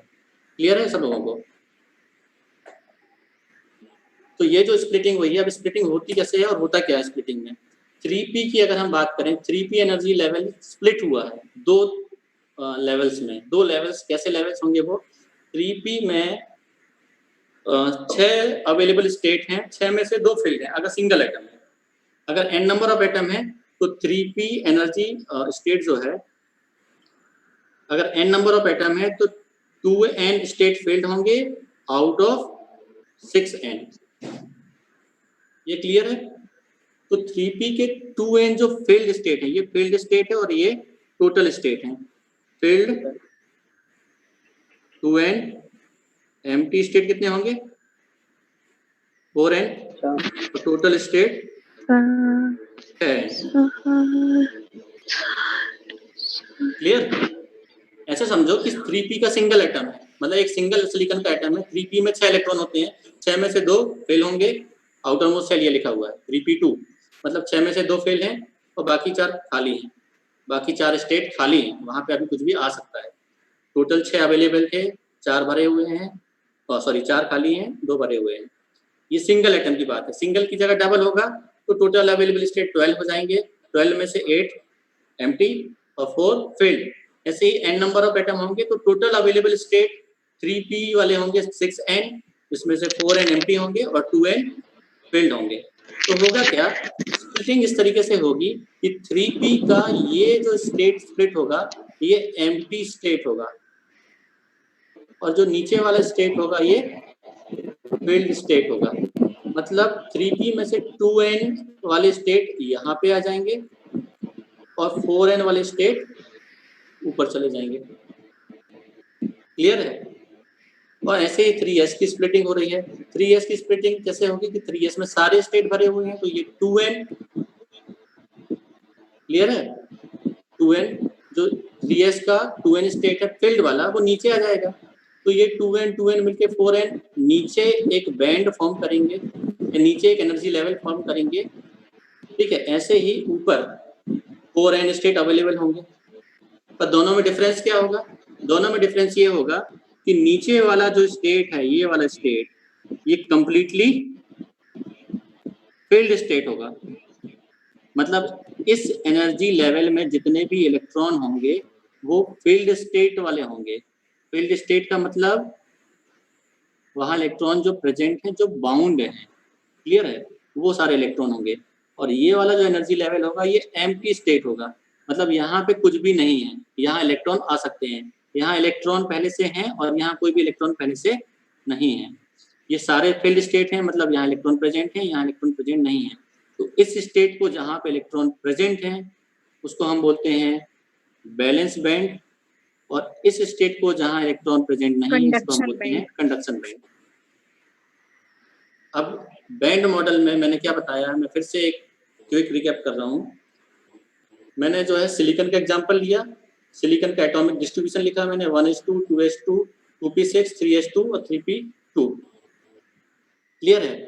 हमने ये देखा कि क्योंकि ये सारे के सारे सेल्स हैं और sales basically energy level represent करते हैं, एनर्जी लेवल रिप्रेजेंट कर रहे हैं ये, तो इनकी एनर्जी होगी, क्योंकि 1s न्यूक्लियस के बहुत पास होगा तो इसका एनर्जी लेवल लो होगा, 2s का उससे ज्यादा होगा, 2p का और भी ज्यादा होगा, 3s का और भी ज्यादा होगा, 3p हाईएस्ट एनर्जी लेवल पे होगा। तो हमने एक एनर्जी की स्केल ली और एक इंटर एटॉमिक डिस्टेंस r लिया है, 2 एटम के बीच का डिस्टेंस, और मैंने ये सारे स्टेट्स ड्रॉ कर लिए with respect to increment in energy, है ना। तो सबसे पहले 1s, फिर 2s, सो ऑन 3p तक। तो कंडीशन मैंने बताई कि अगर एटम दूर दूर हैं तो उनके बीच में इंटरेक्शन नहीं होगा, बट अगर एटम पास पास आते हैं तो उनके बीच में इंटरेक्शन होगा, सिस्टम इंटरेक्टिव होने लगता है, और इंटरेक्टिव होगा तो सेल की जो है वो स्प्लिटिंग स्टार्ट होती है, इनकी 3p ऑर्बिटल, 3s ऑर्बिटल की। और स्प्लिटिंग इस तरीके से होगी कि जो फील्ड स्टेट हैं वो अलग चले जाते हैं और जो एम्प्टी स्टेट हैं वो अलग हो जाते हैं, और सारे एम्प्टी स्टेट मिलके एनर्जी लेवल की एक रेंज फॉर्म करते हैं। एक्चुअली ये बैंड नहीं है, ये एनर्जी लेवल है, पर ये इतने क्लोजली सिचुएटेड है। एनर्जी लेवल होता क्या है, ये सारे डिस्क्रीट लेवल है, कंटिन्यूस नहीं है। मतलब अगर मैं बैंड की फॉर्म बात करूं तो बैलेंस बैंड या कंडक्शन बैंड, इस तरीके के बहुत सारे लाइंस पास पास होंगे, बहुत सारे लाइंस, लेकिन इतने पास पास होंगे कि हम इसको कंटिन्यूस समझ सकते हैं, बट ये है डिस्क्रीट एनर्जी लेवल। क्लियर है? और क्यों डिस्क्रीट है? क्योंकि n नंबर ऑफ एटम है और सबके एनर्जी लेवल एक जैसे नहीं होंगे, कुछ ना कुछ उनके बीच का डिफरेंस होगा, तो उसको हमने एक बैंड के फॉर्म में कंसीडर कर लिया है कि जो अलाउड रेंज होगी वो इतनी कहीं होगी। तो ये जो सारे लेवल हैं एम्प्टी स्टेट के, वो एक बैंड फॉर्म करेंगे that band will known as conduction band, और जो एम्प्टी स्टेट होगा वो सारा मिलके एक बैंड फॉर्म करेगा, that band will be known as valence band. ठीक है, तो मैं इसको रीड्रॉ कर रहा हूँ अलग से। बैंड फॉर्मेशन मैंने तुम लोगों को बताया है। ये n समझा दिए सर, 2n 6n क्या था समझ में नहीं आ रहा था। हाँ हाँ, और भी लोग बताओ मेरे को डाउट क्या क्या है, 2 मिनट में अपना देखते हैं। बार बार स्क्रीन आ जा रही है किसी की, तो आपकी स्क्रीन चली आ रही थी, समझ में नहीं आया ये। अच्छा, तो वो सारे लोगों के लिए हो रहा है क्या कि स्क्रीन जो है सबके इसमें वो आ जा रही है? Yes sir. मोबाइल में ऑप्शन नहीं दिख रहा भाई पिन करने का। सर सबने म्यूट नहीं किया, म्यूट कर लेंगे तो हो जाएगा ठीक। टैप करो स्क्रीन पे। तो बेटा ये पिन तो मेरा पहले से है स्क्रीन पे, मैंने पिन किया हुआ, उसके बाद भी तुम लोगों को ये एक्चुअली तुम लोगों को पिन करना होगा अपने इसमें। ये सारे लोगों के इसमें सेम प्रॉब्लम हो रही है क्या? फिर तो तुम लोगों को जब डायग्राम ही नहीं दिखा होगा तो समझा कैसे होगा तुम लोगों को? पिन का ऑप्शन अभी हो सकता है मोबाइल में वो सपोर्ट ना हो, ठीक है। पिन सर आ रहा है ऑप्शन है पिन का। यस सर, जहाँ पे सर आपकी स्क्रीन शो हो रही है उस पे डबल टैप करना पड़ेगा। हाँ, डबल टैप करोगे तो पिन हो जाएगा वो, बाकी लोग भी पिन कर लो। तो कोई भी बोलेगा तुम्हारी स्क्रीन जो है चेंज नहीं हो रही, चेक करो ये हो रहा है कि नहीं अभी। नहीं सर नहीं हो रहा। भाई तीसरी स्लाइड में जा विकास। तुम लोग स्क्रीन जो है पहले ओपन करो, मेरी स्क्रीन को मेन स्क्रीन बनाओ और उस पर जो है डबल क्लिक करके देखो, या कहीं अगर वो सर हो रहा है, सर हो रहा है। ठीक है, बाकी लोग भी कर लो पिन। मेरे को क्या लग रहा है कि आधे लोग तो सेशन ही अटेंड नहीं कर रहे हैं, आधे बस 3-4 लोगों की आवाज आ रही है। मैं रैंडमली नाम ले रहा हूँ, बताओ हो कि नहीं, क्योंकि क्लास सबने म्यूट कर रखा है, इसलिए नहीं आ आवाज रहा। सुनाई दे रही है।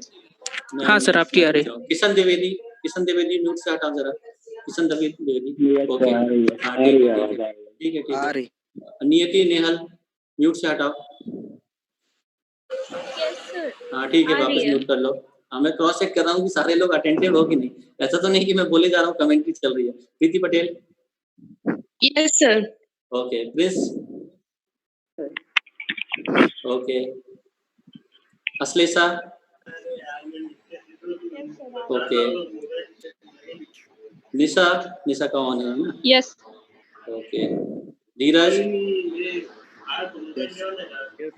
ओके, प्रबल सिंह यस सर आ रही है। सपना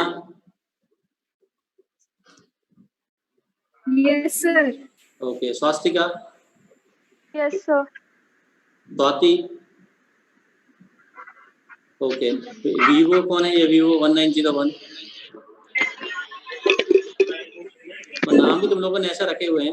ये रिवेंज इज माय प्रोफेशनल कौन है?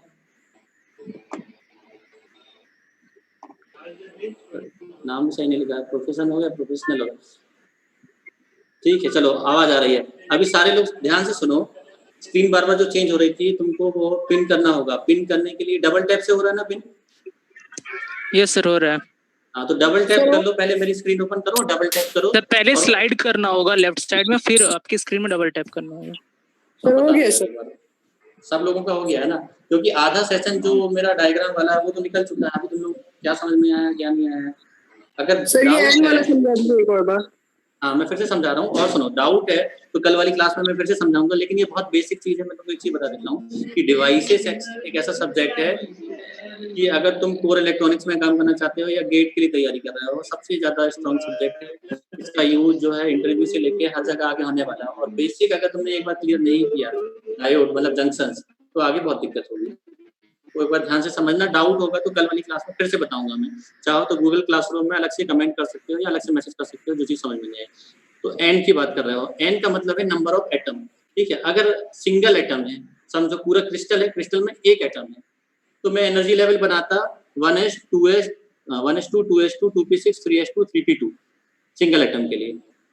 ठीक है, अब हमने आर बनाया हुआ है। आर ये बता रहा है कि एटम्स के इंटरेक्शन कैसे हो रहे हैं, क्योंकि सिंगल एटम नहीं है, एक से ज्यादा एटम है। अगर 2 एटम होते तो 1s वाले 1s के कोरस्पॉन्डिंग 2 स्टेट्स होते 1s के कोरस्पॉन्डिंग एक पहले वाले एटम का होता, दूसरे वाले एटम का भी ऐसे ही 1s होगा। क्लियर है? सुनाई दे रहा है कि नहीं? डाउट किसका है? अनम्यूट करके बताओ। Yes sir, yes sir. हाँ, तो पहले वाले के कोरस्पॉन्डिंग भी 1s होगा, दूसरे वाले के कोरस्पॉन्डिंग भी 1s होगा। ऐसा अगर एक एटम और बढ़ता है तो 3 के 1s हो जाएंगे, तीनों के 1s होंगे। मैंने एक ही लाइन में बनाया हुआ, इसका मतलब ये नहीं है कि ये सिर्फ एक ही एनर्जी लेवल पे होंगे, ये एनर्जी लेवल अलग अलग स्प्लिट होगा। कब होगा लेकिन स्प्लिट? जब हम किसी एक पर्टिकुलर डिस्टेंस, इंटरेक्शन जब स्टार्ट होगा इस s ऑर्बिटल में या 2s में या 2p में या 3s में या 3p में, तो जो सबसे बाहर वाला ऑर्बिटल होगा 3p, ऐसे कितने ऑर्बिटल होंगे 3p? जितने एटम होंगे। क्लियर है? जितने भी एटम होंगे हमारे क्रिस्टल में उतने 3p ऑर्बिटल होंगे और सबकी एनर्जी लेवल कुछ ना कुछ एग्जिस्ट कर रही होगी अपनी।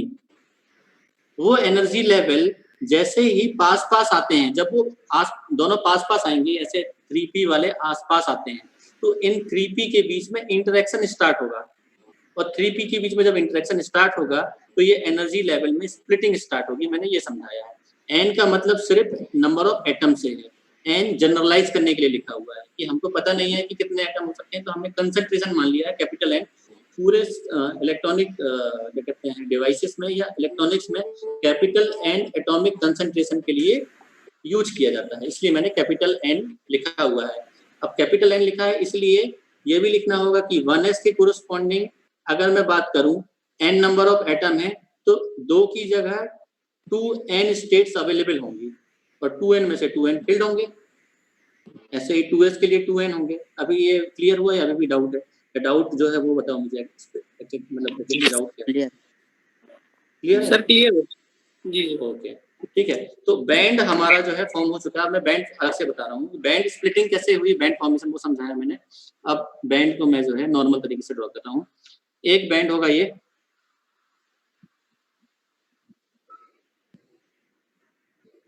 और एक दूसरा बैंड है नीचे, इसको हम बोलते हैं कंडक्शन बैंड, इसको हम बोलते हैं बैलेंस बैंड। ठीक है।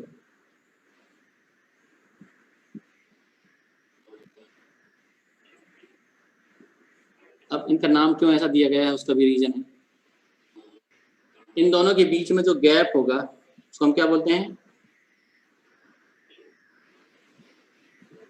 क्या बोलते हैं? Forbidden energy gap. ठीक है। फॉरबिडन गैप क्यों बोलते हैं? फॉरबिडन का मतलब क्या होता है बताओ, किसी को पता है? फॉरबिडन जनरल मीनिंग फॉरबिडन की क्या होती है? छुपा हुआ। छुपा हुआ या जहां अलाउ नहीं है। फॉरबिडन जो हटा के रखा गया है, सबकी अप्रोच में नहीं है। तो फॉरबिडन एनर्जी स्टेट दो बैंड की भी, ये सारा का सारा एक्चुअली एनर्जी का स्टेट स्केल है। ठीक है। ये एनर्जी की इंक्रीजिंग ऑर्डर में जो है हमने स्केल बनाई हुई है। तो बैलेंस बैंड का जो ये सबसे लोएस्ट एनर्जी लेवल है और अपवर्ड मूव करोगे तो एनर्जी बढ़ती जाएगी। हमने अभी सेल्फ एनर्जी बैंड स्प्लिटिंग में देखा है, बैलेंस बैंड ऊपर फॉर्म होता है, कंडक्शन बैंड ऊपर फॉर्म होता है और बैलेंस बैंड नीचे। तो एनर्जी की स्केल में ये ऊपर है।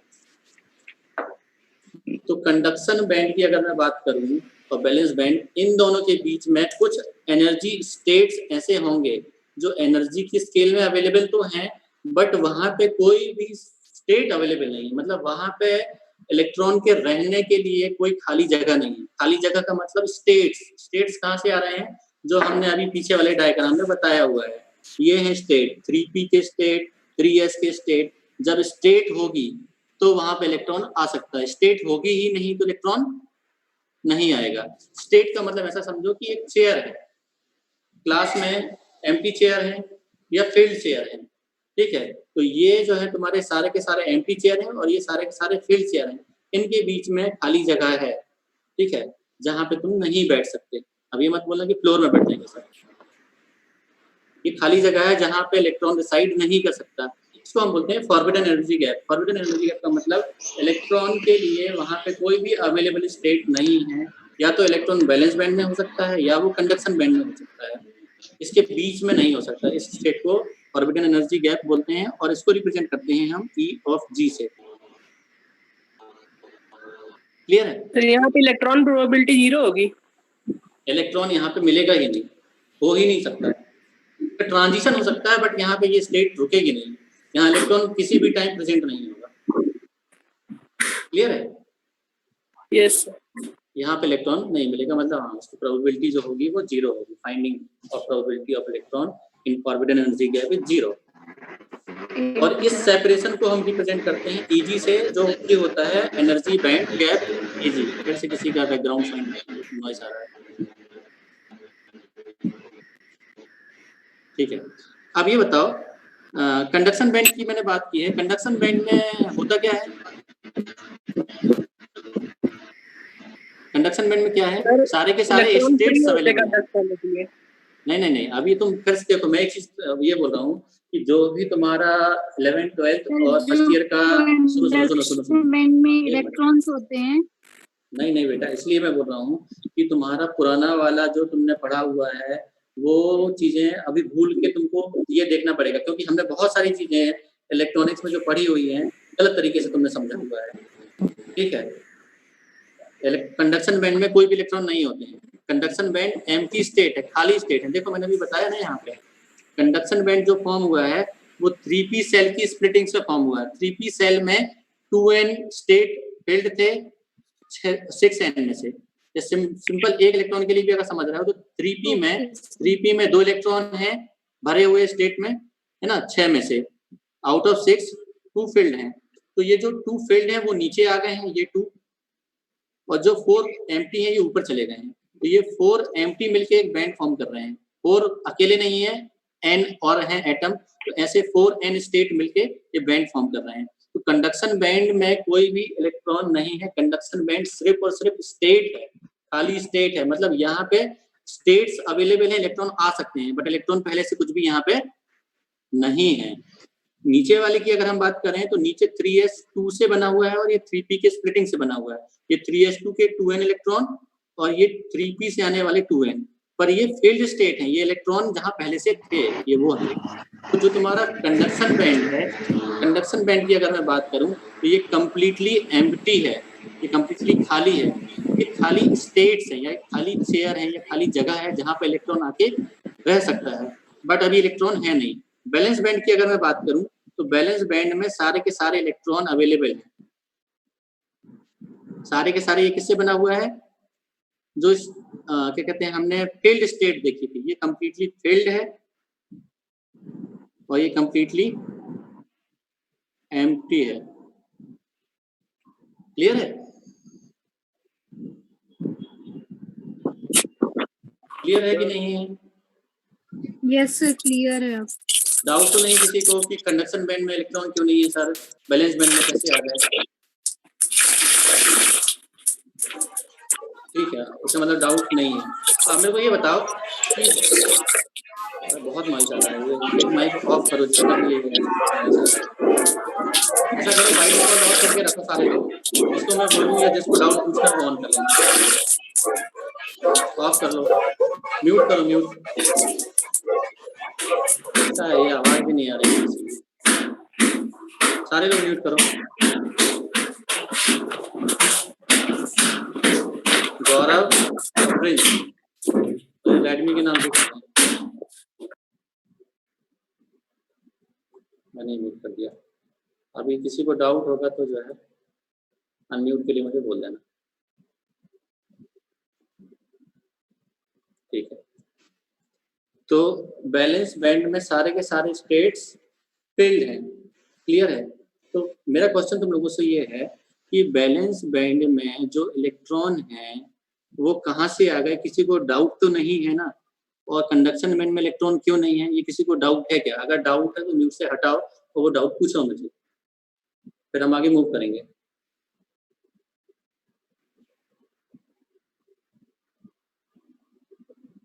है किसी को डाउट?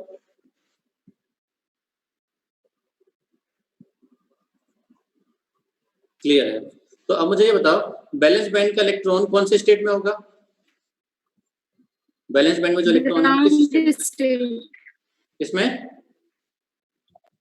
Ground state. ग्राउंड नहीं बेटा, ग्राउंड स्टेट नहीं, ग्राउंड नहीं। और बाकी लोग?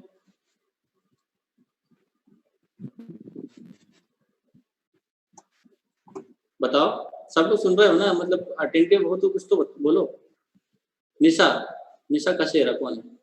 अनम्यूट करो। सर रिपीट कर दीजिए, क्या बोलिए? Yes, sir. मेरा क्वेश्चन ये है, बैलेंस बैंड में जो इलेक्ट्रॉन है उनकी स्टेट क्या होगी, वो किस स्टेट में होंगे? सर वो नॉर्मल स्टेट में होंगे, जब एक्साइट हो जाएंगे तब कंडक्शन बैंड में हाँ, आएंगे। उसको हम बोलते हैं नॉर्मल स्टेट में, उसको हम बोलते हैं बाउंड स्टेट। मतलब यहाँ जो इलेक्ट्रॉन है वो बाउंड है, बाउंड स्टेट। बाउंड स्टेट का मतलब अभी मैंने थोड़ी देर पहले तुमको ये बताया हुआ है, ये है बाउंड स्टेट। ये जो कोवैलेंट बॉन्ड से बना हुआ है ये बाउंड इलेक्ट्रॉन है, bounded with covalent bond. Clear है? These are bound with covalent bond. तो बाउंड स्टेट में जो इलेक्ट्रॉन है, बैलेंस बैंड में जो भी इलेक्ट्रॉन होंगे वो सारे के सारे बाउंड स्टेट में होंगे। मतलब वो इजीली या फ्रीली मूव नहीं कर सकते हैं, अवेलेबल हैं बट मूव नहीं कर सकते हैं, बाउंड है कोवैलेंट बॉन्ड से। और सर जब एक्साइट होंगे तो होल जनरेट करके हाँ, चले वो अभी आगे देखेंगे कि एक्साइटमेंट होगा तो फिर वो होल जनरेशन होगा।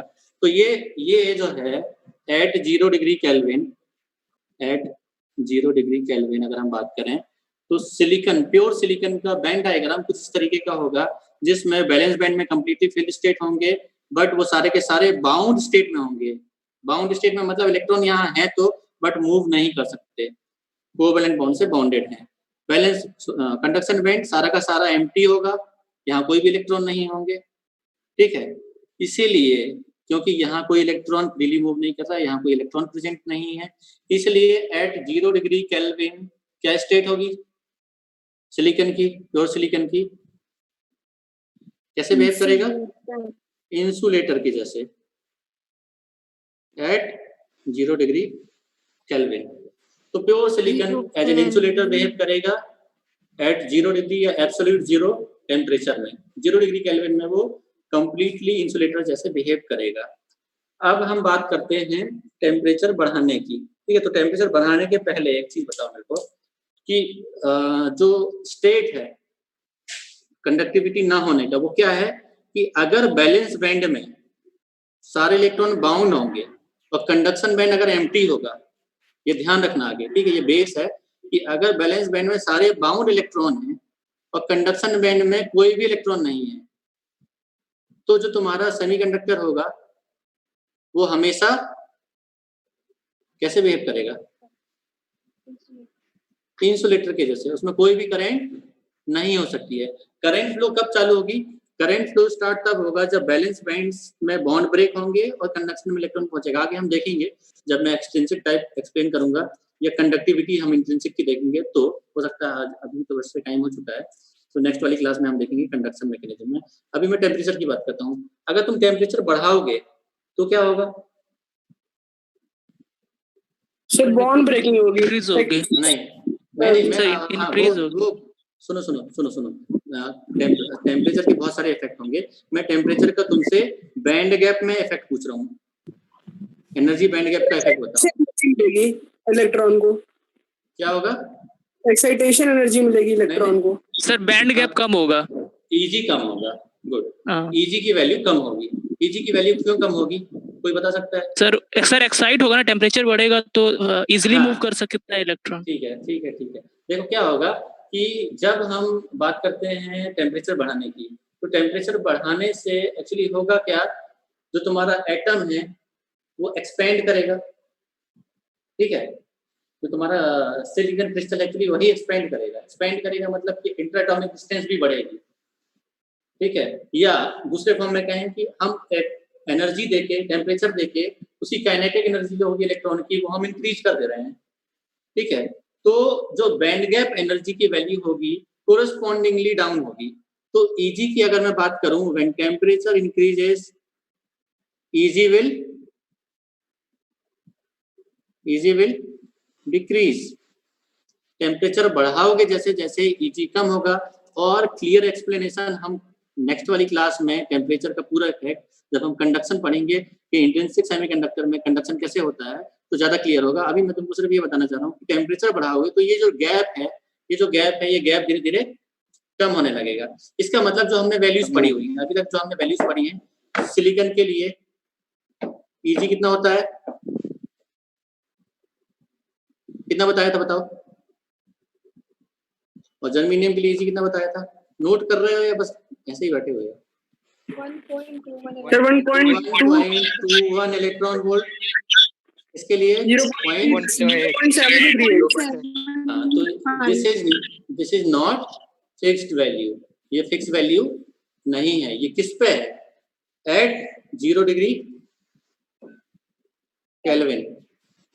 ये जो मैंने वैल्यू बताई हुई है 1.2 इलेक्ट्रॉन वोल्ट और 0.785, ये होती है एट एब्सोल्यूट 0 डिग्री टेम्परेचर या एब्सोल्यूट 0 टेम्परेचर 0 डिग्री केल्विन। जैसे जैसे टेम्परेचर बढ़ाओगे तो ये Eg चेंज होगा, और Eg कैसे चेंज होगा? Such that when temperature is increase Eg will decrease. तो हम Eg को लिखते हैं फंक्शन ऑफ टेम्परेचर। Eg जो सिलिकॉन के लिए है, ठीक है, फॉर सिलिकॉन में लिख रहा हूँ, ध्यान रखना, बहुत जो है ये इम्पोर्टेंट वैल्यू है। 1.21 माइनस 3.6 इंटू 10⁻⁴ टाइम्स टेम्परेचर। और जर्मेनियम के लिए होता है Eg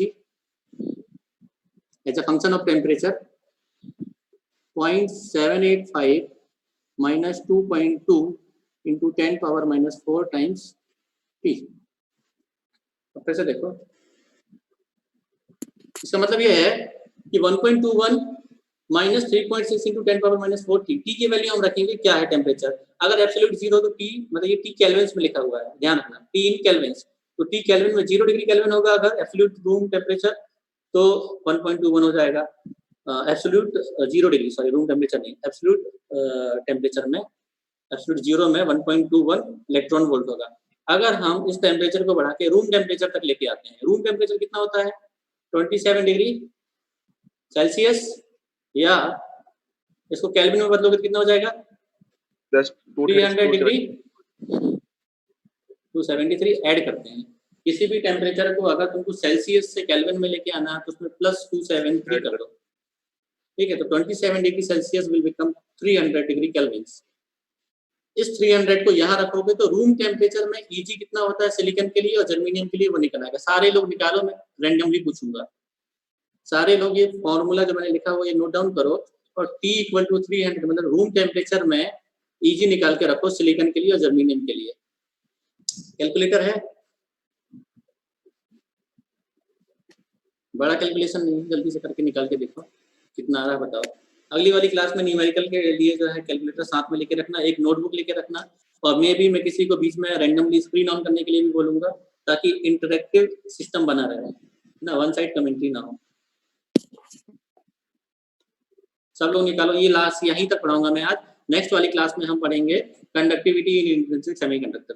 ये इंट्रिंसिक एक्चुअली हमने एक्सप्लेन कर दिया है और डिटेल में थोड़ा सा बता दूंगा मैं। बॉन्ड और बैंड मॉडल हम जो बाय डिफॉल्ट पढ़ते हैं that is for intrinsic semiconductor. हाँ, आई थिंक आ गया होगा इतनी देर में तो आंसर।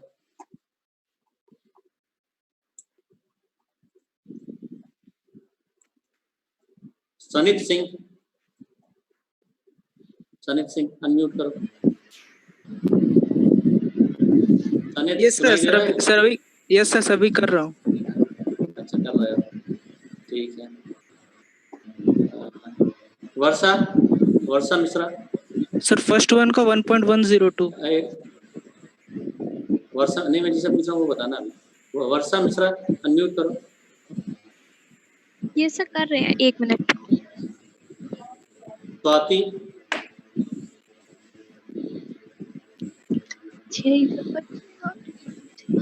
स्वाति आया? स्वाति अनम्यूट किया तुमने कि नहीं?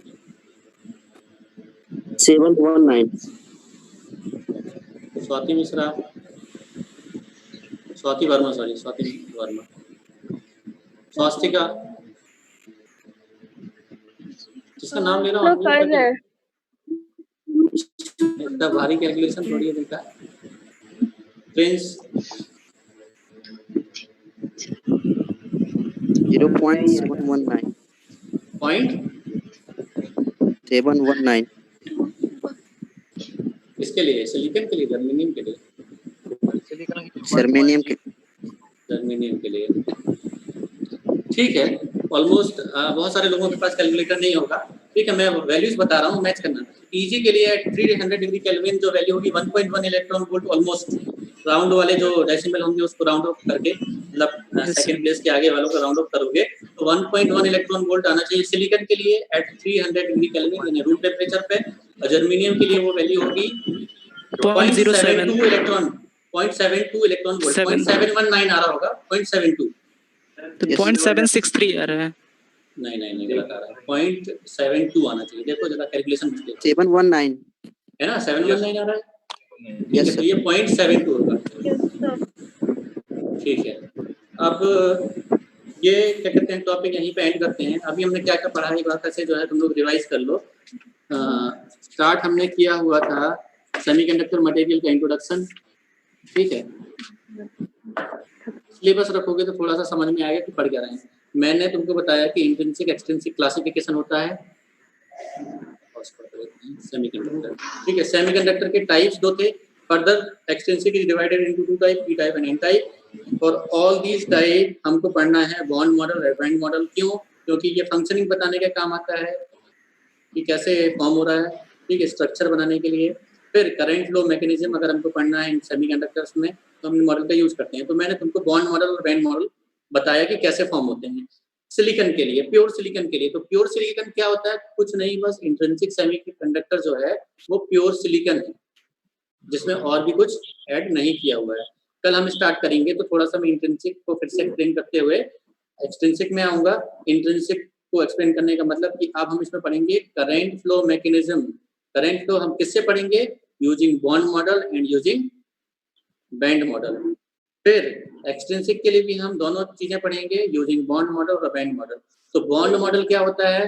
बॉन्ड मॉडल जो टेट्राहेड्रल स्ट्रक्चर जो इस तरीके से बनाया हुआ है, ये दिस इज बॉन्ड मॉडल। और बैंड मॉडल जो इसके बाद अभी हम लोगों ने ये पढ़ा हुआ है इसके नीचे, ठीक है, बैंड मॉडल के नीचे रखा हुआ है बैंड मॉडल। तो एक बार तुम लोग जाके फिर से चीजें रिवाइज करो। बहुत सारे कंसेप्ट मैं तुमको फिर बोल रहा हूँ कि तुमको लग रहा होगा कि सेमीकंडक्टर मटेरियल है, पीएन जंक्शन डायोड है, ये बहुत आसान चीजें हैं, हमने 12th में पढ़ा हुआ है, पर कंसेप्चुअली बहुत रॉन्ग हमने पढ़ा हुआ है।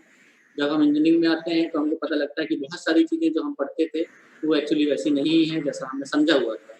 तो तुमको क्लास में अटेंटिव रहना होगा, सुनना होगा, इंटरेक्टिव भी रहना होगा, ठीक है। अटेंटिव भी होगे और इंटरेक्टिव भी होगे तभी चीजें समझ में आएंगी और डाउट क्लियर होगा। डाउट आएगा तो हेजिटेट अगर नहीं करोगे तो वो डाउट क्लियर होगा, अदरवाइज डाउट डाइजेस्ट करोगे और वो डाउट तुम्हारे साथ जिंदगी भर रहेगा। और बीइंग इलेक्ट्रॉनिक्स इंजीनियर अगर तुमको ईडीसी नहीं बनता तो ये बहुत शर्म की बात होगी। इलेक्ट्रॉनिक्स में ईडीसी कम से कम जो है आनी चाहिए, क्योंकि नाम में भी इलेक्ट्रॉनिक्स है, ठीक है। तो ऐसा जो है जो भी पढ़ रहे हो थोड़ा डिटेल में पढ़ना। बुक के लिए मैंने बताया हुआ था मिलमेंस जो है, स्टार्टिंग वाली यूनिट के लिए मिलमेंस कंसेप्ट वाइज बहुत अच्छी बुक है, मिलमेंस ले लो। ऑनलाइन मटेरियल अगर चाहो तो ऑनलाइन मटेरियल सर्च कर सकते हो। आजकल तो NPTEL के जो है वीडियो लेक्चर भी हैं और मटेरियल्स वैसे भी प्रोवाइडेड हैं, ठीक है। तो दोनों तरीके से हम पढ़ सकते हैं। अब मेरे को थोड़ा सा फीडबैक इस चीज़ का दो, कैमरा चेंज करता हूँ। हाँ, इस चीज़ का फीडबैक बताओ कि ये जो मतलब मोड है जो मैं लिख रहा हूँ नीचे, तो ये इफेक्टिव है, लग रहा है कि नहीं? मतलब ऐसा तो नहीं कि सब दिख नहीं रहा या प्रॉब्लम हो रही है? क्योंकि देखो दोनों चीज़ें हैं, राइटिंग पैड भी यूज़ कर सकते हैं, बट राइटिंग पैड अभी मैं भी यूज़ नहीं हूँ, ठीक है। तो एक दो दिन में वो भी हो जाएगा। बट अगर ये ज़्यादा बेटर है, अगर मतलब इसमें दिक्कत नहीं हो रही है तो आई थिंक ये ज़्यादा बेटर होगा। इसमें किसी भी तरीके से हम डायग्राम क्लियरली और जो है अच्छे तरीके से एक्सप्लेन कर सकते हैं। सेम चीज़ थोड़ा सा मेरे लिए डिफिकल्ट होगी कोड के साथ। अब तुम लोग बताओ पहले कि ये जो सिस्टम है विजिबिलिटी, ठीक है, और फ़ॉन्ट साइज वाइज ठीक है कि नहीं है, और लैग भी बताओ। मतलब ऑडियो के साथ जो मैं बोल रहा हूँ और जो मैं लिख रहा हूँ उनमें ज़्यादा लैग समझ में तो नहीं आ रहा है। आज एक प्रॉब्लम थी जो हमको समझ में आई, दैट इज पिनिंग। अनम्यूट करने पे दूसरे की स्क्रीन पिन हो रही थी, वो तुमने पिन नहीं किया था, तो वो सॉल्व हो चुकी है। इसके अलावा अगर और कोई टेक्निकल प्रॉब्लम हो या ऐप से रिलेटेड मीन्स प्लेटफॉर्म से रिलेटेड प्रॉब्लम हो तो वो बताओ। तो डेटा ये मोड किसमें? डेटा का तुम बताते हैं। डेटा का जेन्युइन प्रॉब्लम है, इसके लिए मैं तुमको बता रहा हूँ। वैसे हम लोगों ने कॉलेज में एडमिनिस्ट्रेशन से बात की है कि बच्चों के 3 लेक्चर अगर होंगे एटलीस्ट 1 GB, मतलब ऑलमोस्ट 1 घंटे में 1 GB चला जाएगा अगर वीडियो स्ट्रीमिंग चलेगी तो डेटा के लिए शायद तुम लोगों से सर्वे लिया गया था रिचार्ज का। है ना।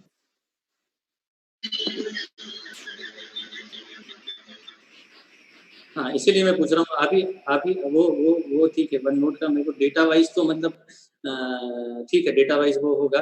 हम कोशिश कर रहे हैं तुम लोगों को डेटा भी जो है यहाँ से मिल जाए। बहुत सारे, मेरे को लगता है 80% लोग होंगे जो अपने मोबाइल डेटा से स्ट्रीम कर रहे होंगे, जिनके घर में कनेक्शन नहीं होगा इंटरनेट का, तो वो प्रॉब्लम में भी कुछ दिनों में सॉल्व हो जाएगी।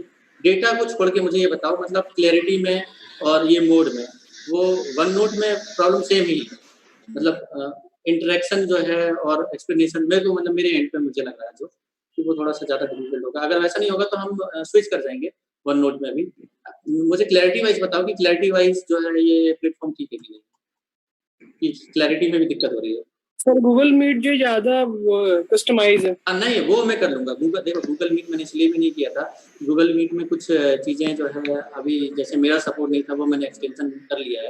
कल मैं गूगल मीट में कर लूंगा, उसकी दिक्कत नहीं है। और तुम लोगों के एंड पे कुछ चीज़ें जो हैं इस पे ज़्यादा ठीक है, but data wise Google Meet थोड़ा कम कंज्यूम करता है। तो नेक्स्ट वाली क्लास में मैं जो लिंक शेयर करूँगा वो गूगल मीट की होगी। कल तो शायद क्लास नहीं हो पाएगी क्योंकि यहाँ लॉकडाउन है, कॉलेज शायद नहीं लगेगा। तो नेक्स्ट क्लास जब भी होगी ट्यूसडे आई थिंक, तो उस दिन गूगल मीट वाली क्लास से ही हम लोग क्लास लेंगे। तो ये प्लेटफॉर्म चेंज करने का ठीक है, मैं इस प्लेटफॉर्म की बात कर रहा हूँ कि जो मैं हाथ से लिख के बता रहा हूँ, इसमें दिक्कत अगर होगी तो मुझे अभी अगर नहीं समझ में आ रहा तो बाद में पर्सनली मैसेज करके या कॉल करके बता सकते हो। अगर लगता है तो बाद में हम चेंज कर देंगे, बट इनिशियली